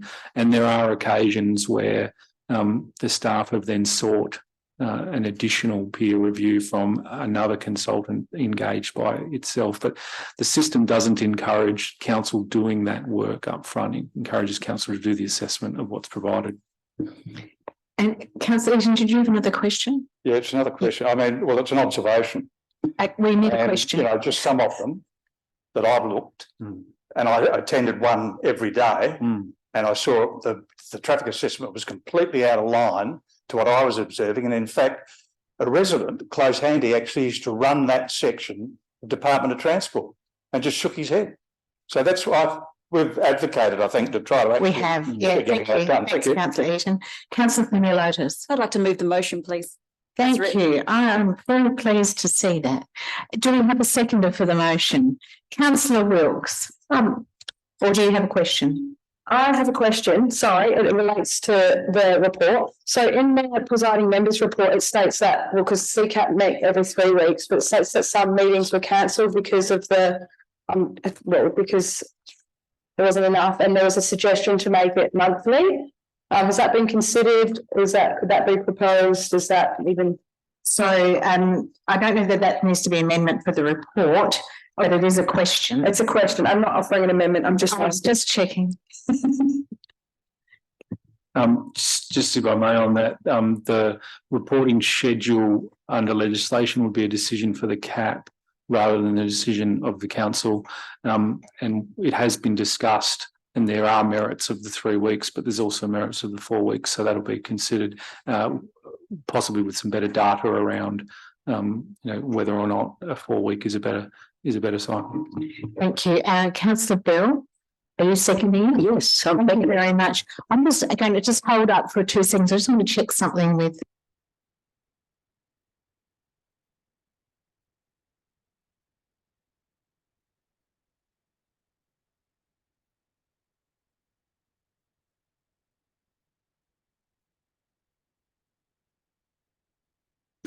Thanks everyone for your patience. So any further debate on this report? All those in favour? The motion is carried. Thank you very much. And thank you all. And please extend our thanks to the other members of CAP as well for the work they do for us. Thanks, mate. Councillor, we are now up to item 9.2, which is Building Fire Safety Committee, page 45 on your e-version. And Councillor Thimilotis, are you moving this motion? Yes, thank you, as written. Thank you very much. Do we have a seconder, Councillor Platten? I would love to second it as written. Any questions? Councillor Pritchard. I would expect a question from a CFS. I've got a couple of questions. In May this year, there was a fire in New Zealand backpacker accommodation. And in 2020, there was a fire in Queensland backpacker accommodation. I'm just wondering whether the City of Onkaparinga's Building Fire Safety Committee has considered that sort of accommodation in particular over the last few years, and if there's a focus on those currently. Are you happy to take that question? No? Great.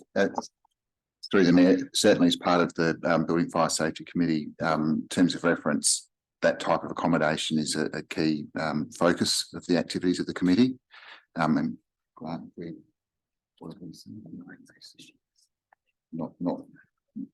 the last couple of years, we've been focusing on campgrounds, hotels, and shopping centres more recently. I guess a bit of a follow-up was the rise of large Airbnb type accommodations, which are sort of maybe sleeping 20 people. Is that something that's caught the radar at all of this committee, and would it come under this committee at all going forward? Through the Mayor, the Airbnbs are still classed as residential. They don't have a separate development class, so not for this committee, no. Yeah, thank you. I did notice in terms of the red cycle storage problems that have occurred around the country, and I know that there's been investigations into South Australia as to whether there is any storage in South Australia. I don't think there has been, but have we heard of any storage from the soft plastics in Onkaparinga that we're concerned by at all?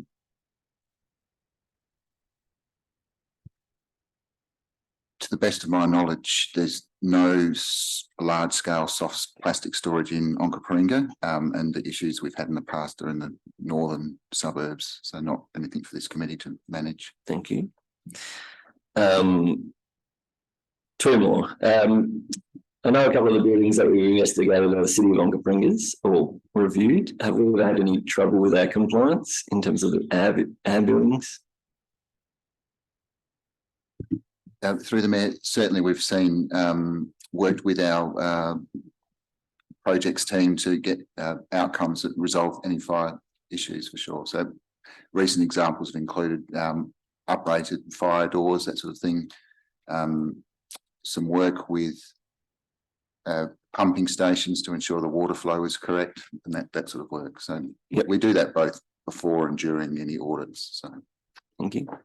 And last question was just around the operating budget. $500 doesn't seem a lot to be running 19 inspections across 12 months. I'm not sure if there's a comment on it. Through the Mayor, the operating budget is generally for lunch and coffee for the meetings, and the CFS and MFS provide their staff at their cost. So there's no cost to Onkaparinga for that. Thank you. Councillor Bell, another CFS, former CFS, but nonetheless a question about fire. Yes, having recently had some meetings with residents at the McLaren Vale Caravan Park. I just wondered whether you can update us on the issues that they've been having and maybe some of the other caravan parks. Through the Mayor, we have had a few meetings on site with residents at McLaren Vale, and we're now at a point where 75% of the caravans of the long-term residents are compliant, and the owner of the caravan park has some work to do with upgrading the fire systems, also in conjunction with some new works there. So we're having ongoing inspections and working with the residents to resolve that one. In terms of the rest of the city, I think we have now visited almost every caravan park in the city in the last 2 or 3 years. And they have not always necessarily been easy, because people are living in these structures that have been added onto and quite close together. So we have had some issues which we've worked through, and I think we're quite a good place now. Thank you. Councillor Dew. Thank you for the presentation. I just wondered how, like, there's some information here around how the committee receives its information, but is there ways of targeting groups if you deem them non-compliant through people ringing up, and is that sort of our main mechanism of doing that, of responding? So can I just check, so you're really asking what the consultation process, how that gets reflected in the annual report, because we're looking at the annual report. Yeah. Yes. So I'm interested to know how it comes to our attention to help us then determine the scope of this, because you've said it morphs, it changes. So in prior years it's been something, and now it's this. How do you prioritise it?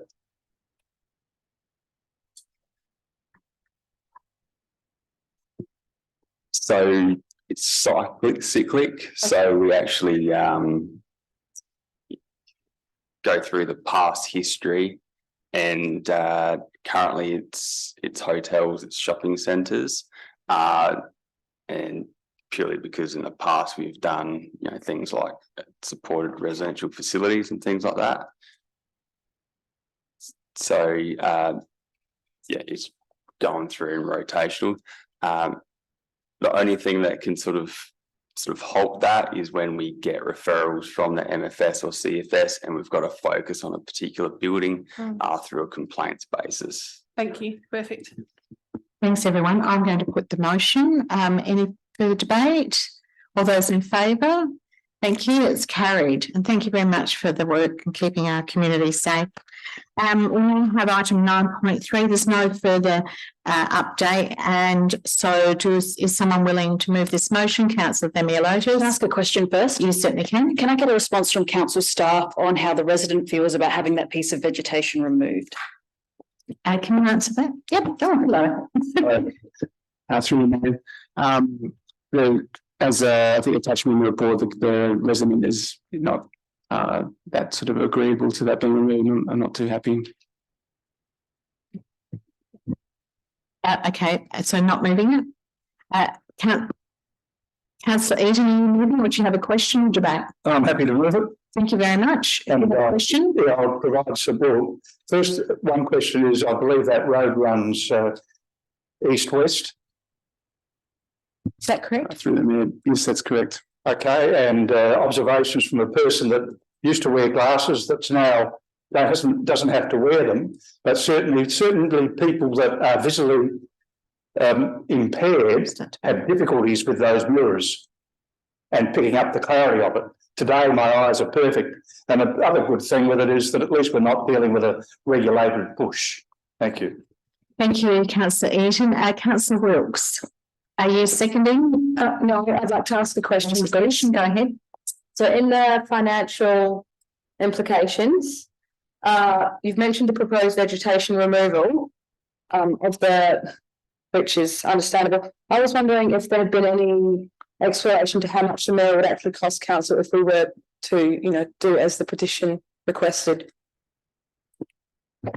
Through the mayor, I mean, the cost of the mirror would be absorbed away in operational budgets like any signage or any of those sorts of things that we often install as per requests. So I can't give a dollar value, but it'll be within that pretty low range. Thank you. Do I have, councillor, do you want another question? Yep. In the report, it states that aren't favourable to convex mirrors for a variety of reasons, but this road doesn't seem to fit all of them. I was wondering, what was my question? I was wondering if council often how often do we install convex mirrors? Do we do it, or do we kind of listen to DIT's guidelines and cut verges back? Through the mayor, it's a good question. I can't think of any installations in my time here. As per the operational instruction, it falls in a bit of a grey area that is surprising with DIT because they say it's not a traffic control device, and under the minister's delegation to councils, we have to basically stick with what they deem as official devices. So our interpretation of that is slightly grey, but under that operational instruction, they ask basically to consider a certain number of factors as identified in the report. Do I have a seconder for this motion? Councillor Pritchard, are you seconding? Yes, happy to second. Thank you very much. Councillor Dew, did you have a question? No. I'll put the, Councillor Greaves, did you have? Just a very brief question. Do we know approximately what the verge is in terms of width? Through the mayor, we have had a look on aerial imagery, but it looks as though the boundaries are off. So if we proceed with this motion, we'll get the site surveyed before we do any vegetation removal. Okay, and look, I know how awful golden diosma looks when you cut off half of it.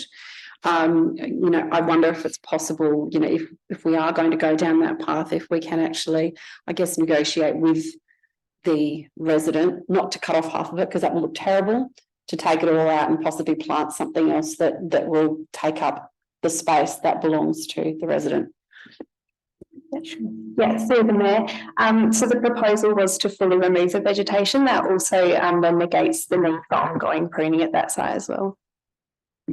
Okay, no further questions, no further debate. I'll put the motion. All those in favour? 1, 2, 3, 4, 5, 6, 7, 8. The motion is carried. Who's against? The motion is carried. Thank you for keeping me on my tracks there, Councillor Wilkes. We are now up to, thank you, Evan. Proposed dry area, item 9.4. So just again to remind you, page 71. There's no further information, no updates, that's correct. Councillor Eaton, are you moving the motion? Yes, I'm prepared to move the motion. Thank you very much. Councillor Platten, are you seconding? Yes, I'll second the motion and I'll just speak to it shortly. Debate? Yes. Okay, here you go. This was brought I brought this to the attention of the chamber, the Strategic Directions Committee a while back. I'm very pleased to see that there was a number of submissions, and generally it was strongly agreeing with the notion that the jetty and the subjacent land should be a dry zone. So I'm very pleased to see it, and I hope everyone supports it.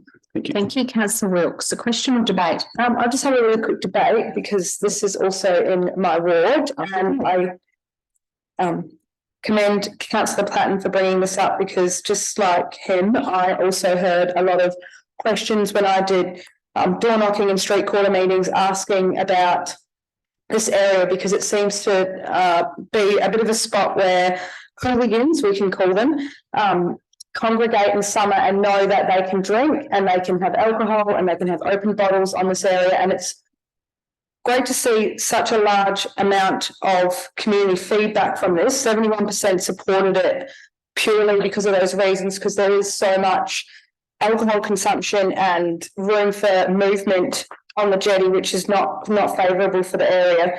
It's sad to see that the fishermen will lose the ability to have a hip flask. But I mean, if it really in general, this is going to be great for the area, and it really does move forward in the way that I think we want the local beach area to move forward, and that's not having people drinking with bottles of alcohol drunk in summer on the jetty and in the subjacent area below. Thank you so much, Councillor Wilkes. Councillor Eaton, did you wish to close debate? We all learned about subjacent. It is now one of our favourite new words. So I will put the motion. All those in favour? The motion is carried. Thank you very much. And thanks for your work and your leadership and all of that. I know lots of families will appreciate So I'm just requesting, do we want a 10-minute break at 8:30? Are we happy to do that? Second that, moved by Councillor Grieve, seconded by Councillor Themialotis. All those in favour? All right, so we'll resume in 12 minutes, so 8:45.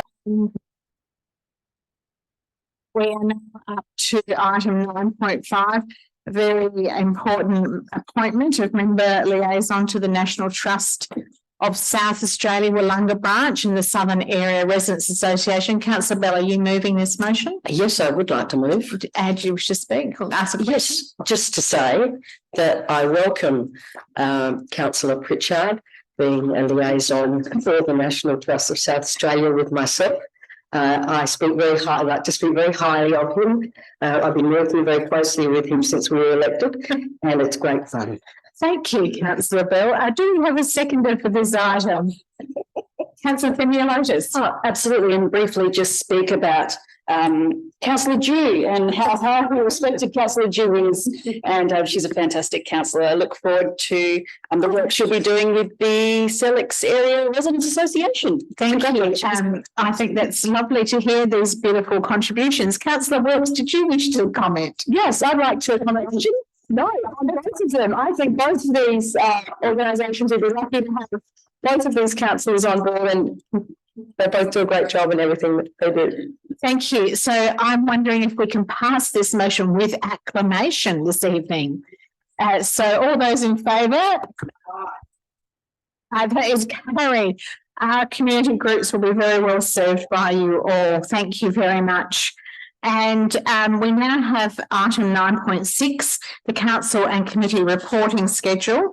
There is no update, so I'm looking for someone to move. Councillor Themialotis. Happy to move as written. Thank you. And Councillor Eaton. Yep, I'll second. Councillor, all the councillors have disappeared from my screen. All those in favour? Thank you. That motion is carried. We now go to the questions on notice, of which there some frequent flyers there. Thank you very much to the staff for providing all of those answers. So they're now with you. I'm just checking with 10.7 that's in the minutes now. Is that correct? Is that, yeah, thank you. So we're passing all those? Yep. Thank you. So now we come to the motions on notice, and there have been many questions asked and answered, and from Councillors Dewey, Themialotis, Councillor Eaton, Councillor Wilkes, many of you also had opportunities to ask questions of the deputation earlier, so I'm hoping that there is more than enough information for you to come to decision on this. Councillor Platten, are you moving the motion? Yes, but first I need to disclose a conflict of interest. Yes, go ahead. So I have a general conflict of interest. I'm the director of a company who sponsors the Noarlunga Football Club, not the facility. I don't feel that this is going to influence my decision for or against, and I'm going to receive no monetary gain or loss from this decision. Thank you very much. And you're moving the motion? Yes, thank you. Thank you. Councillor, sorry. are you going to stay in and vote or Yeah. leave and stay and vote? I'm staying and voting. Great, got it. We got that? Yes, thank you, everyone. Councillor Wilkes, are you seconding? I'm going to speak. Are you going to speak? Could you please, Councillor Wilkes, can you undo your thing?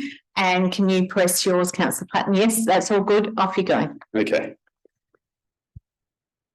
Councillors, financial assistance is being sought by the Noarlunga Football and Sports Club. Why? Because during the building of the $3.3 million facility, they were still required to pay turf maintenance and netball court costs. Will this norm that I've brought before you tonight fix the bigger issue, the elephant in the room for multi-sports clubs? No. What will it do? What it will do is start to build back the trust between the volunteer organisations and the council. As a chamber, I feel we're all well versed in sporting clubs are not forthcoming with their financial records and they are paying players and coaches and they will survive without our assistance. And while we do provide assistance in some training, maintenance, the size of these venues has now eclipsed the ability of volunteers to manage them. In the case of the Noarlunga Football and Sports Club, the cost blowout of their new facility not only led to council spending an approximate $200,000 more on the building works, it also led to a reduced amenity, with assets being left out of the final building. No gym space, room dividers, or potential solar. But at what cost? Diminished volunteers due to stress, workloads. Does this add to our current or future wellbeing of those that we serve? When a sporting facility actually asks for help on numerous occasions, it seemingly falls on some deaf ears, with only the offer of being either discount or deferred. And now it's time for us to stop and look at the facts. Building time blowout, cost blowout, cost of startup in appliances and furniture. And this debt is to the council for $15,172.80. If we choose to listen tonight, we're choosing to waive a fee the council has imposed on this facility during a time of building. There are, of course, examples of this action being taken by previous chambers. In 2004, after months of consultation with external parties and report to council, it was decided to waive a loan to the Flagstaff Hill Football Club for $80,000. Did this open the floodgates to some 200 clubs descending on the chamber to also have their debts wiped? Not in my memory. This is a one-off case of clear motive to allow this facility / club to begin a new chapter in a new building without the stress of debt consistently looming over their volunteer organisation. Thank you. Councillor Wilkes, are you seconding the motion? Yes, please. I'd like to speak to the motion. Yes, please. Your time starts now. We can just get the timer reset, please. Thank you. I'd love to see this chamber support this motion that Councillor Platten has put forward. I think it's a small act of kindness for a club that's actually come and asked for our support. The end of 2021, the Noarlunga Football Club felt like they had a strong cash flow, as outlined by Phil. But this build that happened with the council meant they lost 40% of their income stream while the build was happening, plus the expenditure they had to get the building operational again. We heard from Phil how they do or they have created that model for generating income. And I think the debit for this club outlined is $15,172 should be waived. I think the debate is about who carries the responsibility for this debt. The way I see it, the council allowed the multi-use sporting facilities to be formed and to be run by well-educated and dedicated group of volunteers. People who are running these facilities and coming up with the lease arrangements among their clubs are volunteers. Volunteers who tonight have highlighted how they've decided to do their revenue income stream, and they have highlighted how this is dependent on their bar. The organisational structures relies on the bar, and like it or not, that's how this multi-use sporting facility has run and how it has functioned. I believe the council should waiver this lease arrangement because volunteers should not have to figure out a way to reorganise their structure. The structure they set up as volunteers. It's run by volunteers and it's a burden now held by volunteers. We heard how Phil is carrying this burden with him. Where does Onkaparinga Council take the responsibility for delivering the Port Willunga project management over 7 months late? Where does the Onkaparinga take responsibility for not helping this organisation to secure the lease arrangements before, during and after when they're faced with this bill? I really feel like we need to recognise that this facility is managed by volunteers. I've said it and I'll say it again. They give their days, their weeks and their months to this club. They've said yes to the build and it went over by 8 months. They said yes to the build, but it lost the ability to generate the income with the organisational structure we allowed the Port Willunga football multi-use sporting facility to set up. I'm so passionate about giving relief to this club. I believe this debit is a direct result of council, either through their lack of participation to support the club to generate money during the build, the lack of oversight and reviewing the club's organisational structure before the build, or simply the lack of communication or desire to understand their financials. Lastly, I think the reason why we're here is the lack of understanding to support the club when they're asking for help, as they did at the start of the year.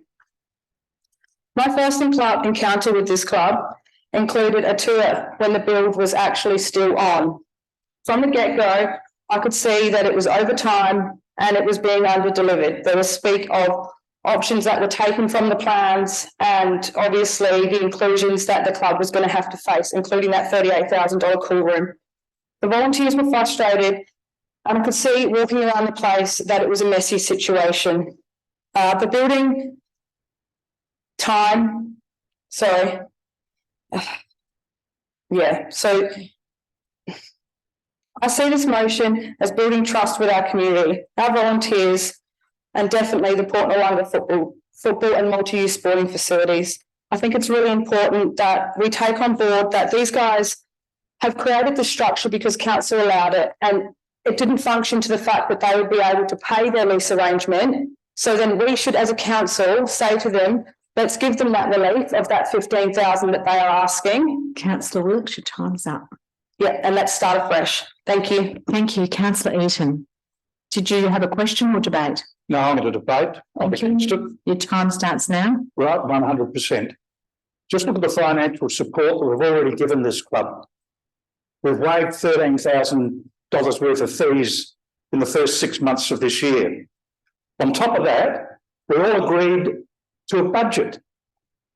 And we've got a long-term financial plan that we need to achieve.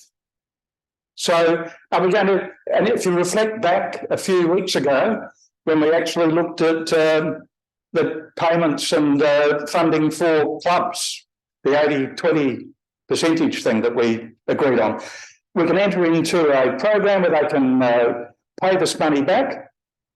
And they've had a bit of a history of being behind in their payments.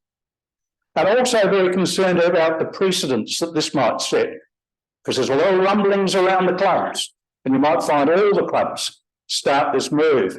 So reflect back to the decision we made a couple of weeks ago in respect to the budget and the long-term financial plan that we're looking at, and also consider the impacts that it might have. Thank you.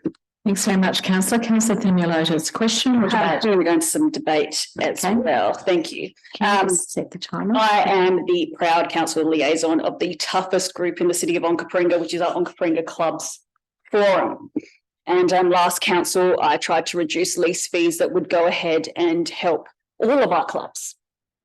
Would have made a significant difference to all of our clubs. As Councillor Wilkes said, they're all volunteers, every single last one of them. And they all are in council-owned facilities. Sitting on the clubs forum, I've heard time after time that there's a loss of faith and trust in council, and that's not great things to hear. And it's happened over time, and it's not about an individual councillor, it's not about an individual staffer, it's happened over time and sort of it's landed on our lap. It's come to the end of the road. There is a feel at every one of our sporting clubs. They're not all named Phil, but there is a feel at every one of our sporting clubs. And there is a feel at all of our sporting clubs who's also questioning if they're going to walk away. And that's because of the stress and pressure that clubs are facing at the moment. I think there was a better option. And that would have been also to include that in our long-term financial plan and in our budget process. Elected members, I know we've just had a really tough budget. And what I'm hearing from my residents now for the 7.9 is, well, show me what our community is getting. And one thing my community value is our sporting clubs. They're up there, along with a range of other things. So I really wish we would have considered the previous motion a little bit better. But what's in front of us right now? What's in front of us right now is a club who is essentially pouring everything out to us. We've helped clubs out before, and I think it's time that we just help clubs out again. Why? Because we're in a completely different environment. Things have changed. Things for council has changed as well. Costs have gone up. The projects across our city are immense. Yes, it might potentially open the floodgates, but remember, elected members, these significant upgrades are to council-owned facilities. They're to our facilities. We own them. We're not paying money out so Councillor Familiotis can go do up her house. It's our asset that we own. It's a value add for us. It's giving back to our community and those clubs. I want to see our clubs all thrive again, and I want to see our clubs be confident in council again. So I'll only pledge to work with council staff to make that happen with the next steps that we're going to be taking. But for now, let's look at this as an opportunity for the club to start over. They've had a build that wasn't exactly what they expected. They didn't get what they exactly wanted out of it. They're a bit disappointed with some of the engagement in the process and the time that it's taken. We understand the pressures. We understand the responsibility of us as elected members. I would hope that you'd see fit at this point in time to relieve some of that burden for this club. And then going forward, we look at our wider club base. Councillor Pritchard. Debate. Debate. Go ahead. I'm going to speak against the motion, not because I really want to. I mean, I'm a heavy user of sporting facilities. I'm an active member in a lot of committees. I'm just struggling, as I was at the last meeting, around how these establishments are operating, and how we're providing these amazing facilities, ovals, club rooms, change rooms at so many locations around the council, and we're really getting zero credit for them. I can't see a sponsor sign on the oval. I went to the oval yesterday and I counted the sponsor signs. There's 44 boundary sponsor signs. There's a gate sponsor sign. There's an umpire sponsor sign. I'm not sure where the money of that goes. Councillor Platten's indicated that his sponsor board doesn't go to the club that we're talking about tonight. It goes to the football club. We're told that we can't know the relationship between these. And I understand everything that Councillor Wilkes and Councillor Platten have said about this club, and that their model is to generate income from the bar, and half of it from the subleasees. I just struggle because there's a lot of money going through these facilities. You know, there's a gate fee to go and watch football, and where that goes, if it's not going into the facility, which is what we're trying to talk about. This is money for the facility. This is money to pay for the guy that's mowing the lawn, who's uncovering the cricket pitch, who's recovering the cricket pitch, who's sowing the grass on it again. We're maintaining the car park verge all the way around so that there's really nice banked viewing on this oval. And it just doesn't seem like there's a whole lot of gratefulness at the moment around the fact that the council put in $2 million, and yet the commentary tonight was more around the $20,000 that the federal government's giving from the solar, but the council gave $2 million into this building. And yes, there's bits that weren't in it, but again, it's this idea that there's no contribution coming from these users around before the build happens, fundraising for a new building and actually getting the community involved that way to try and actually go, we're building a new facility, who wants to get on board, let's raise some money. I understand that during the project it's too late to say that they want us to contribute, but beforehand, let's, and I think the Hub Gymnastics have done that. They've asked, they've brought some money to it, which is great. Where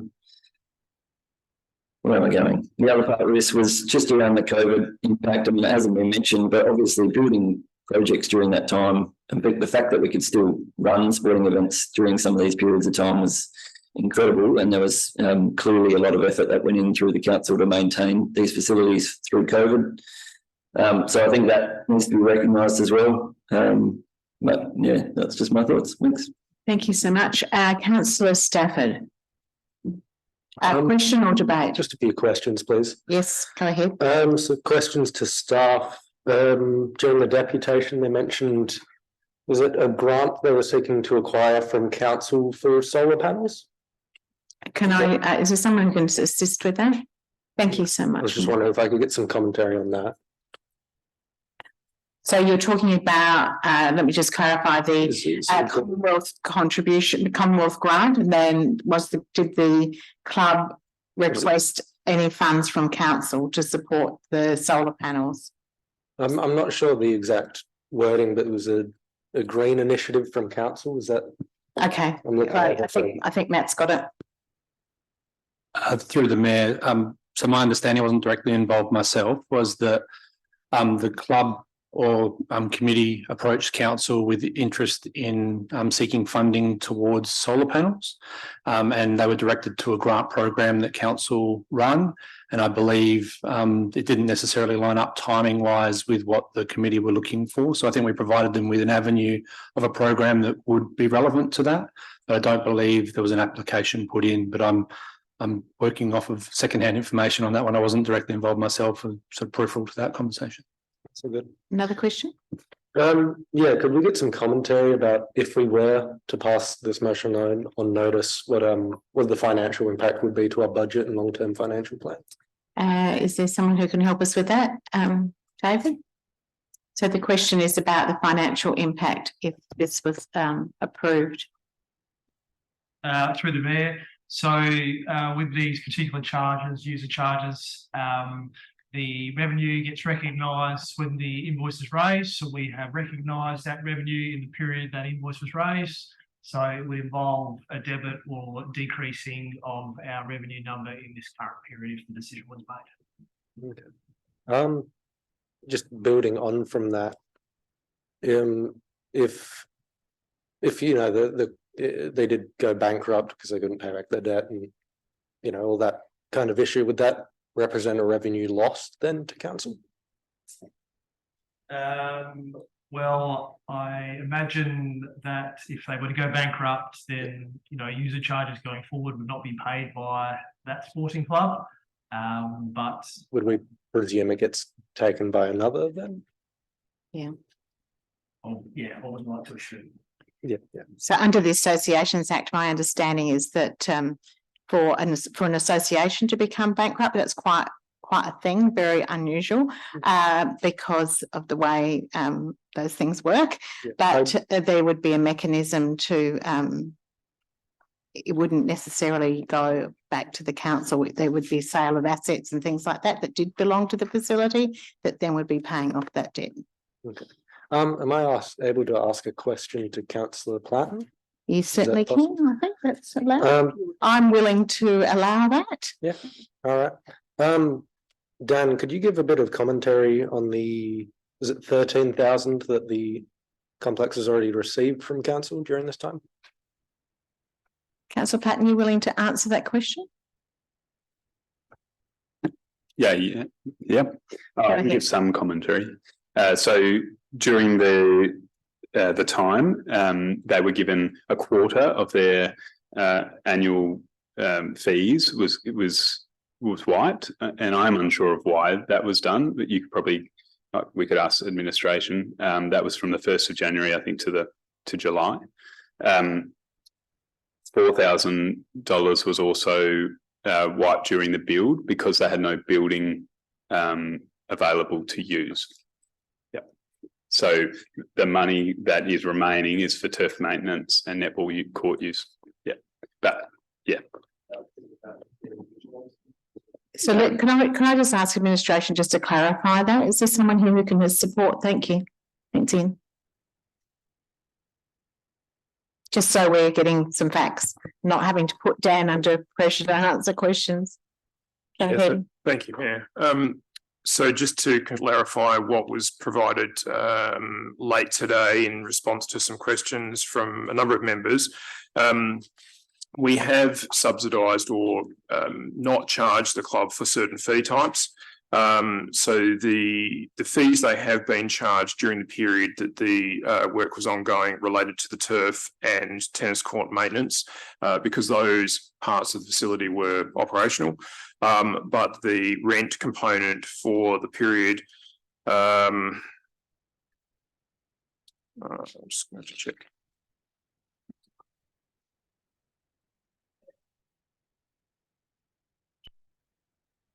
Yeah, I've actually got, I think it was 1st of July 2023 to 31st of December. That rent was waived, but then there was a credit reimbursed for rent that was received during 2021-22 when we moved into the subsidised arrangements for clubs during COVID. There was another COVID support payment. And we've, as I said, we only invoiced in 2022-23 for the turf and court fees.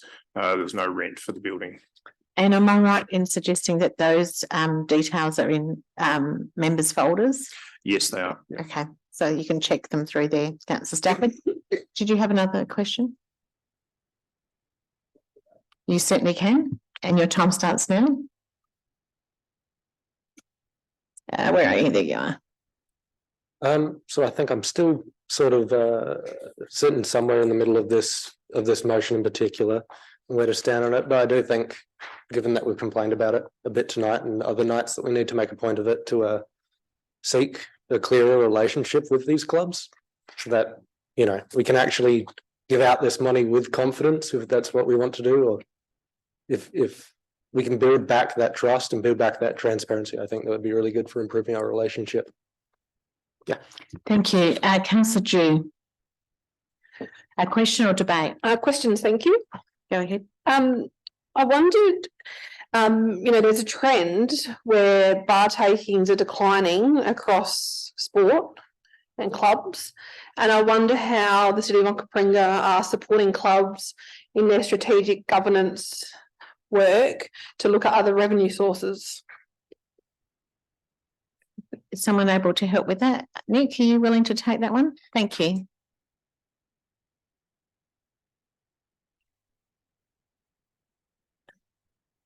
I'm just wondering about the health checks, if that fits into that as well. It does, through the chair.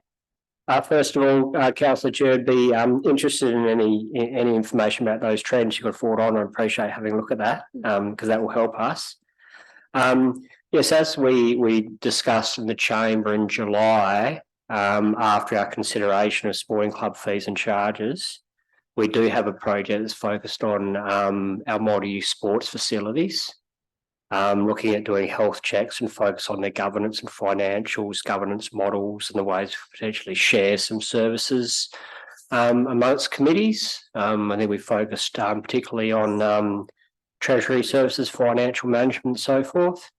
So, as has been the case in the chamber, our sports clubs are a real focus, and their management and sustainability is a focus moving forward. So, yeah, we'll be having those discussions with the clubs. And just tonight, I've been speaking with Councillor Themeliotis, who's very keen to play a role in working with those clubs and seeing if we can get that engagement and some more insight into some of the finances so we can better understand.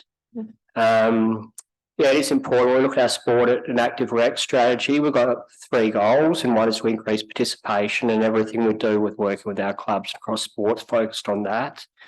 Councillor Pritchard also focused on the significant investment and capital investment we've made across our clubs, and we continue to do so.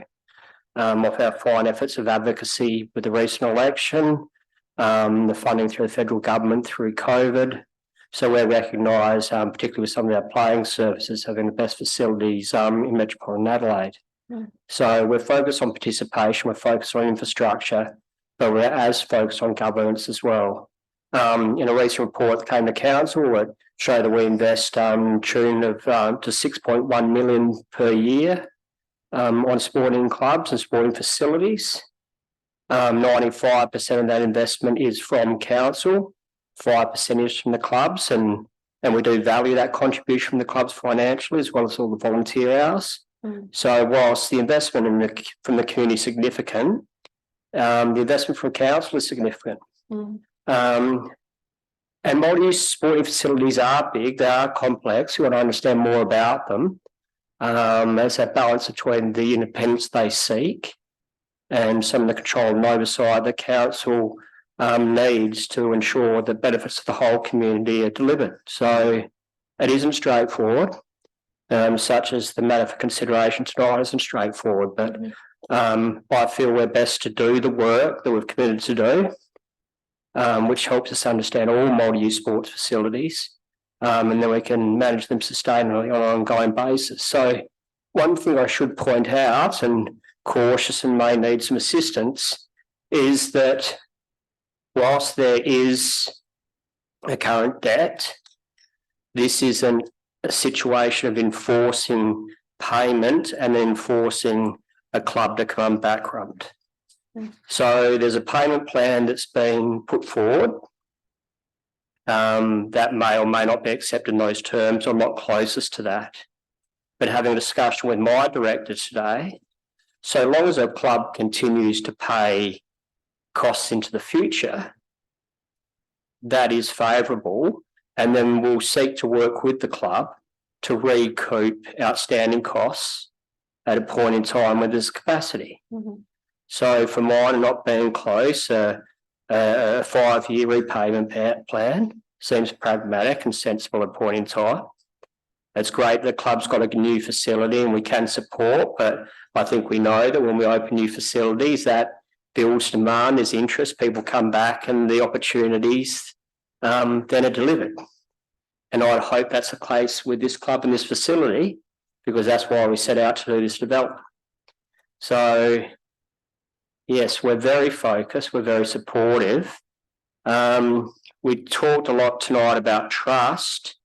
Again, I'd hope that with the work we've done and the way we invest in facilities and the way we've delivered infrastructure like unisex change rooms, new courts, new club rooms, new cricket nets right across the region, we see that we're building that trust, we're willing to invest in sport, and the success from our recent advocacy efforts from the recent elections really again demonstrate the focus and investment important of community sport. So I'm manager rec services and I'll do as much as I can to rebuild that trust, but in some of the relationships that I've got with clubs and the things we've achieved, I feel there is trust there, but willing to work as hard as we can to continue to build that. Councillor June, you've got another question? I do. It was very evident that Phil would and his team have the Port Noarlunga Football Club and community club, sporting club, sports club at the absolute heart, and that was very evident.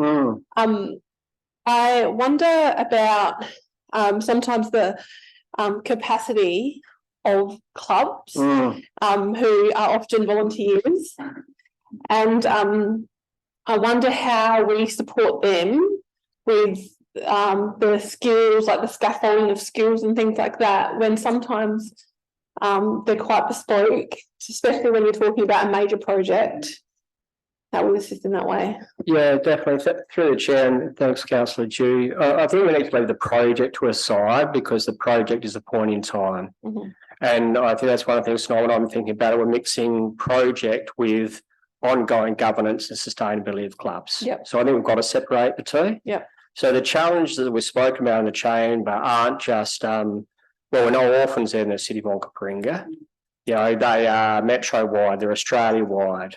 you know, with, you know, the different profile of volunteers and so forth. We're seeing some real encouraging things with the state government's focus on increasing, you know, female representation on committees, and some of our biggest sporting clubs and biggest surf clubs have women as presidents, which is fantastic. So a different profile of volunteers that we haven't seen previously.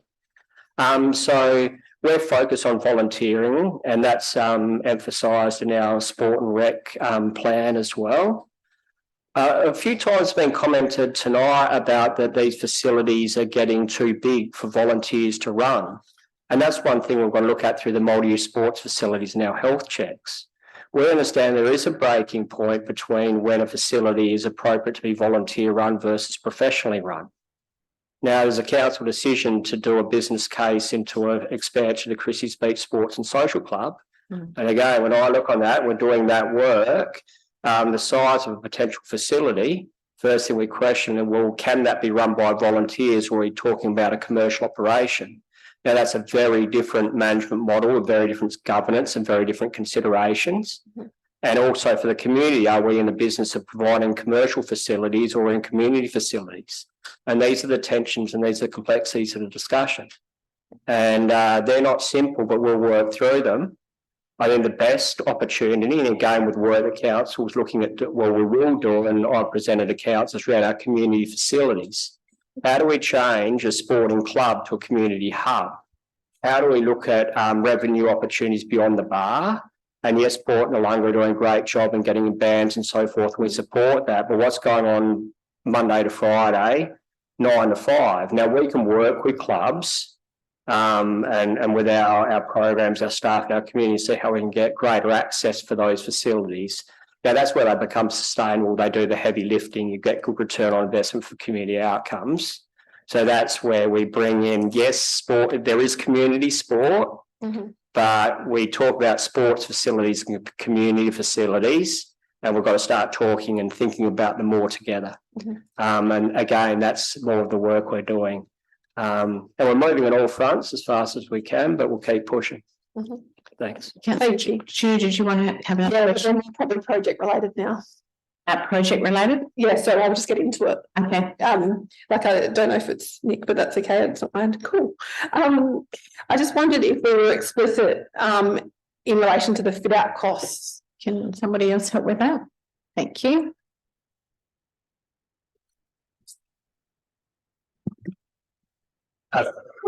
Through the mayor. I think we've heard, and just to sort of recap the evolution of this project, we started with a proposal from the Port Willunga Sports Complex for an upgrade for their building. And then over time, that council then put forward a proposal and approved a different proposal for a different upgrade to those facilities. And so in the evolution of that and listening to some of what Phil had to say, it's clear that there was some things in the original proposal that aren't in the new one that's been problematic for the club. I'd say there are aspects of that we were very explicit about and very clear, and council resolved that we would not be delivering, and that was things like larger social spaces, solar panels. There was some areas around change room sizing. And then there are aspects that perhaps in the finer grain design detail were not as clear and were perhaps not as well communicated, or perhaps not even defined or understood at that conceptual level at that point in time. So I would say most of the big issues, the scope, the dollars, and what we intended to deliver was clear in the way that it was presented to council, resolved.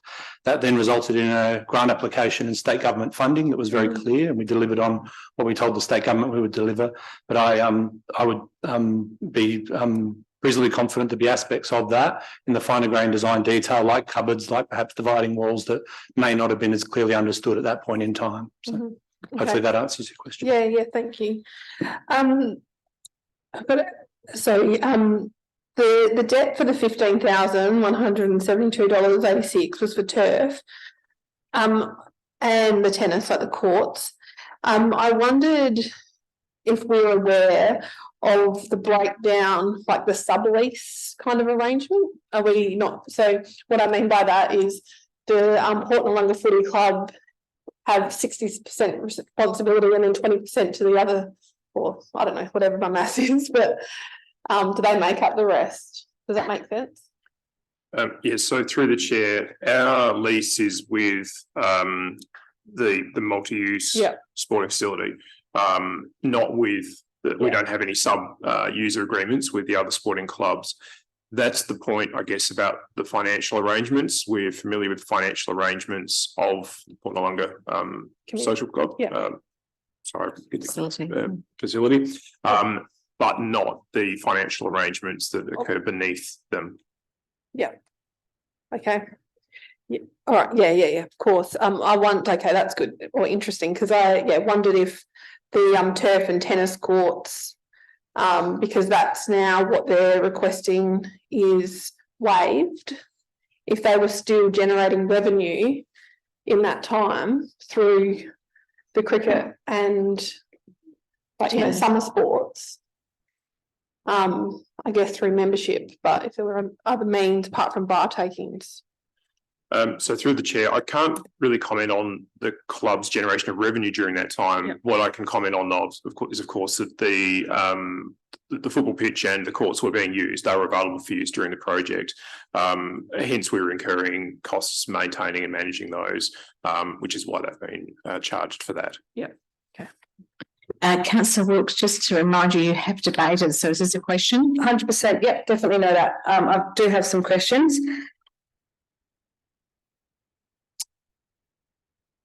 What I was going to ask was, has the council undertaken a full rebuild or new construction on a multi-use sporting facility in the past? Through the mayor, so we've undertaken a number of major redevelopments. We've done in recent years redevelopments or renewal of Flagstaff Sporting Facility. We've certainly done a number of greenfield building developments, things like Happy Valley Tennis Club would be one that we've done. Obviously our surf life-saving clubs, Aldinga, Port Noarlunga, Aldinga Recreation Centre, Aldinga Library. So we're familiar with capital works and capital work delivery and working with clubs and user groups on that.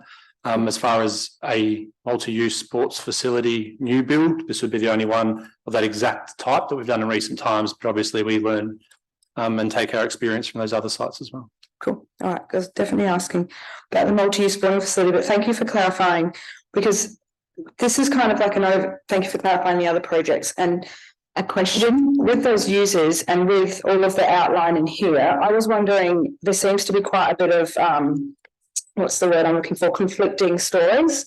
Is that generally sort of a common theme with sporting clubs that you're dealing with, council saying one thing, and is that a common theme, or is this sort of a once-off, or can you provide some clarity? I probably need some clarity on what you mean by conflicting views. So have you got an example that you would like to identify? So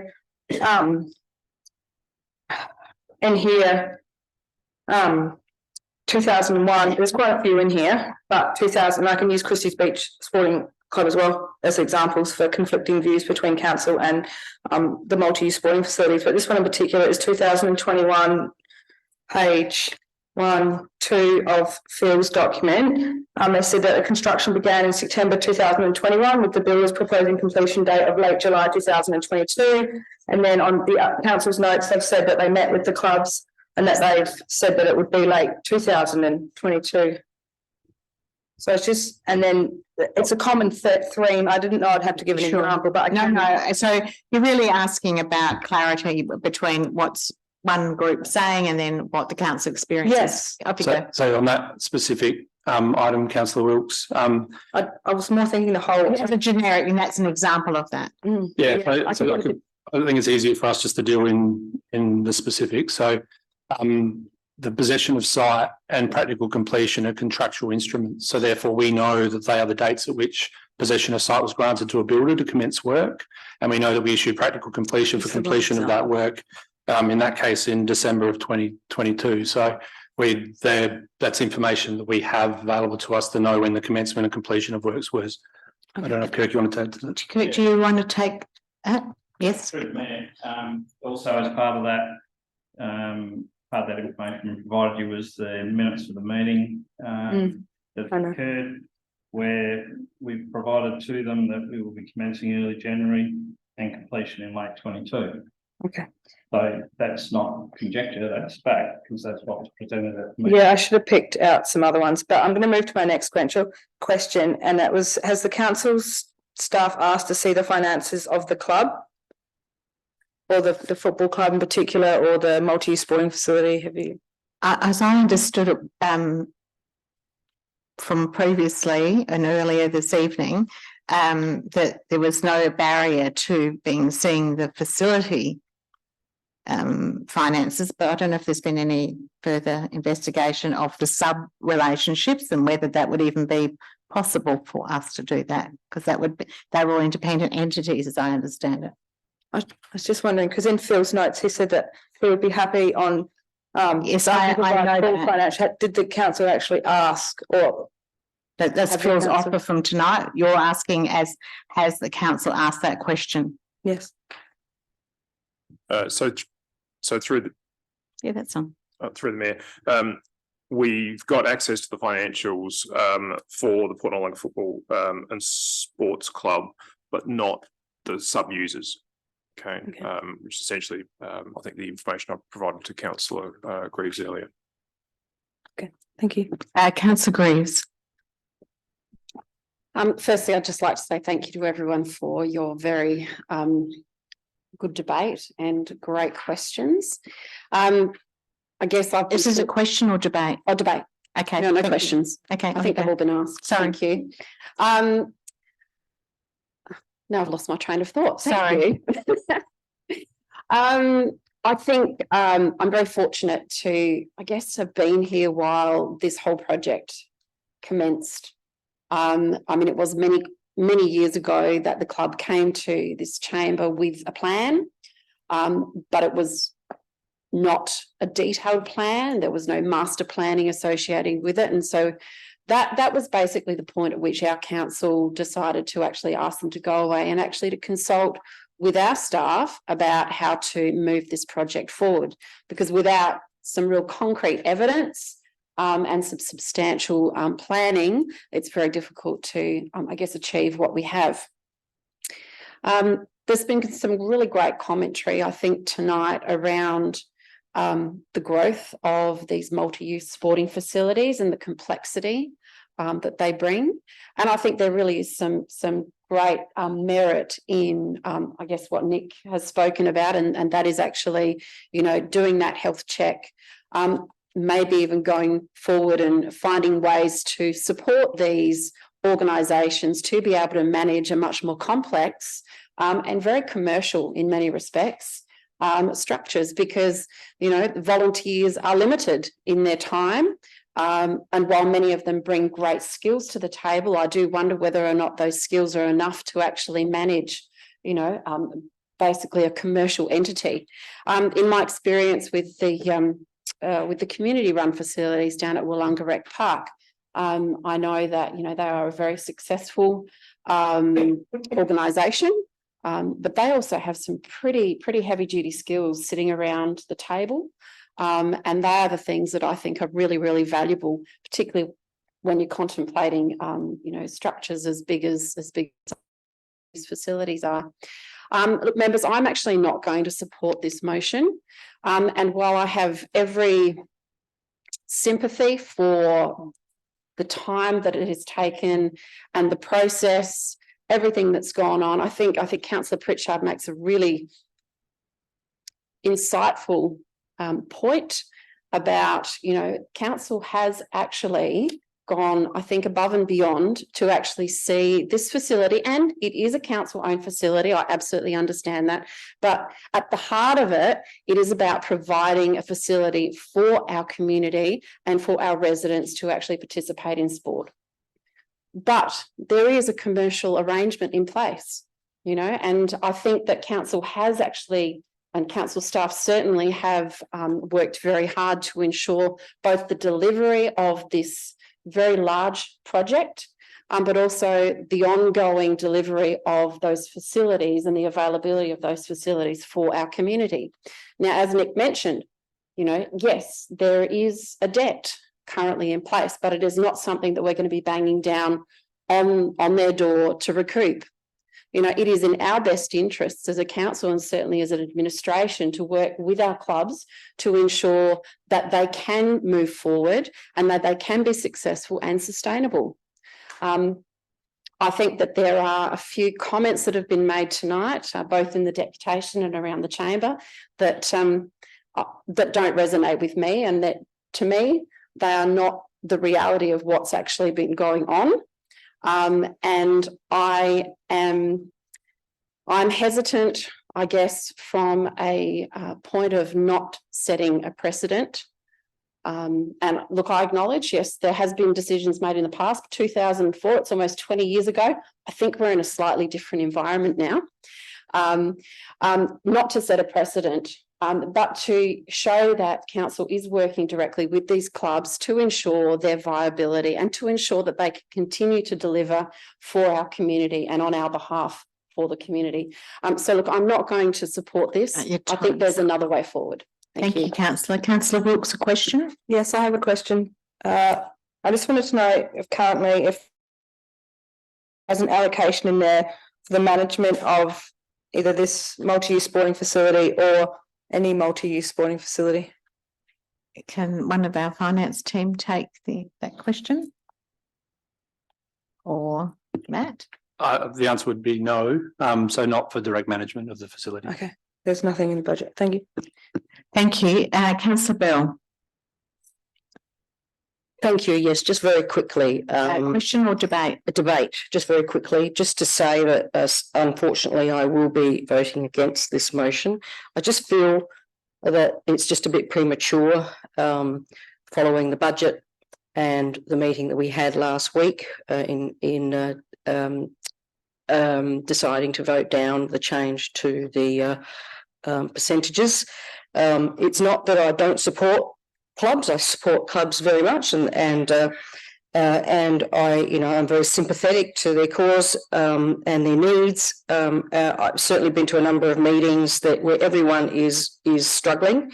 I get that, but I just think it's premature, given that the motion from last week was about looking at their financials and their health checks, and I just thought maybe, you know, this is obviously a priority. And maybe we should be looking at that it's a priority. That's all. Thanks. Thank you. Councillor Platten, would you like to close debate? Can you press your button, please? Thank you. Well, do it again. There we go. Thank you. Just a short close. I too would like to thank everyone tonight. Obviously, I bought the notice of motion, and it's opened a really great field of discussion here in the chamber tonight, something that I feel follows on from the discussion that we had in the last chamber about the multi-use clubs. This issue in particular, I see as separate but the same. So in this particular scenario, the running of this club, I don't feel is really in question. Before the build, they had a seemingly good bank balance. They were swimming along and they were happy. They saw growth, and so what they required was a bigger facility, and that's what they came to the council and asked for. A facility that probably wouldn't have cost $3.3 million and probably wouldn't have taken as long to build. And I think it's important to acknowledge that the delay on this build wasn't necessarily the council's fault. There was a lot going on at the time. But what the reason for me bringing this notice of motion tonight was to show a certain amount of understanding around where debt that is accrued towards the council could be adjusted when we understand that potentially the income of those clubs has been altered by delays or by building that the council has put forward to. $3.3 million, 1.6 of that was government funded, state funded, and we put something like 2 point something or other if you do your maths. Thank you. As a proportion of that, this debt is 0.42%. So from my perspective, I don't think it sets a precedent. I think this is a one-off scenario. And even if it did set a precedent, we still get to consider those on a case-by-case basis. It's something that we talked about in the last chamber when we wanted to talk about multi-use clubs. There's a report coming back in April, and I certainly hope that that report shows how we are going to deal with these clubs versus the other community clubs. Thank you. Thank you. So I'll put the motion. All those in favour? 1, 2, 3, 4. All those against? 1, 2, 3, 4, 5. The motion is lost.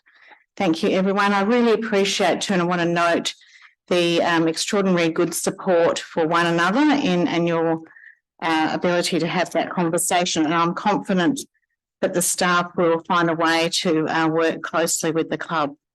Councillor Bell, are you moving this motion? It's 11.2. I'd like to make some amendments before I move it, if I may. Yes, I think I'll just check here how we can do that. Have you by any chance provided those amendments? I have.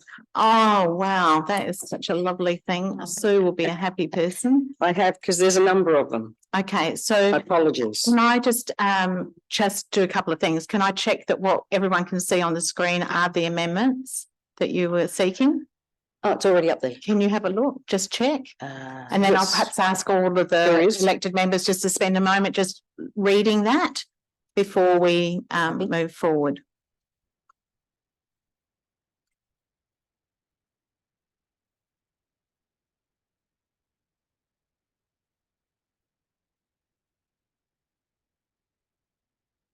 Looks like they've come to the end. I'm looking at their eyes, Councillor Bell.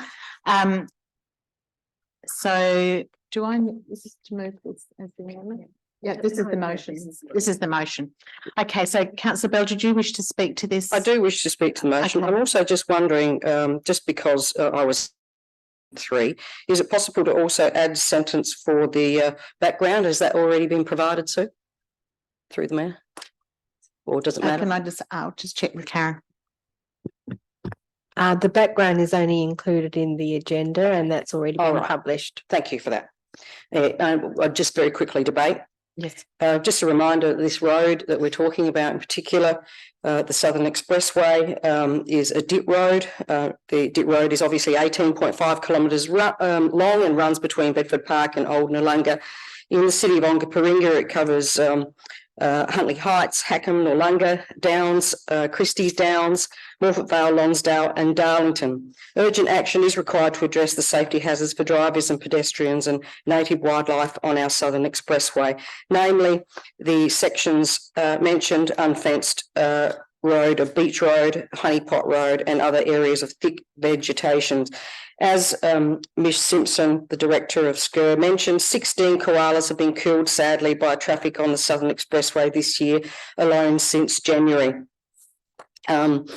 If those here present haven't actually signed the petition, I have. I encourage you all to get online and sign the petition, where they've already had 30,000 signatures. It's a very good cause.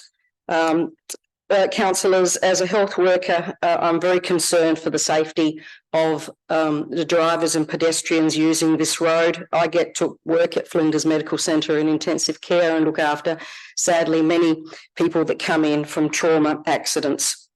The social cost of road accidents in Australia was mentioned, obviously 27 billion annually, and an estimated 10 million animals are hit on Australian roads every year.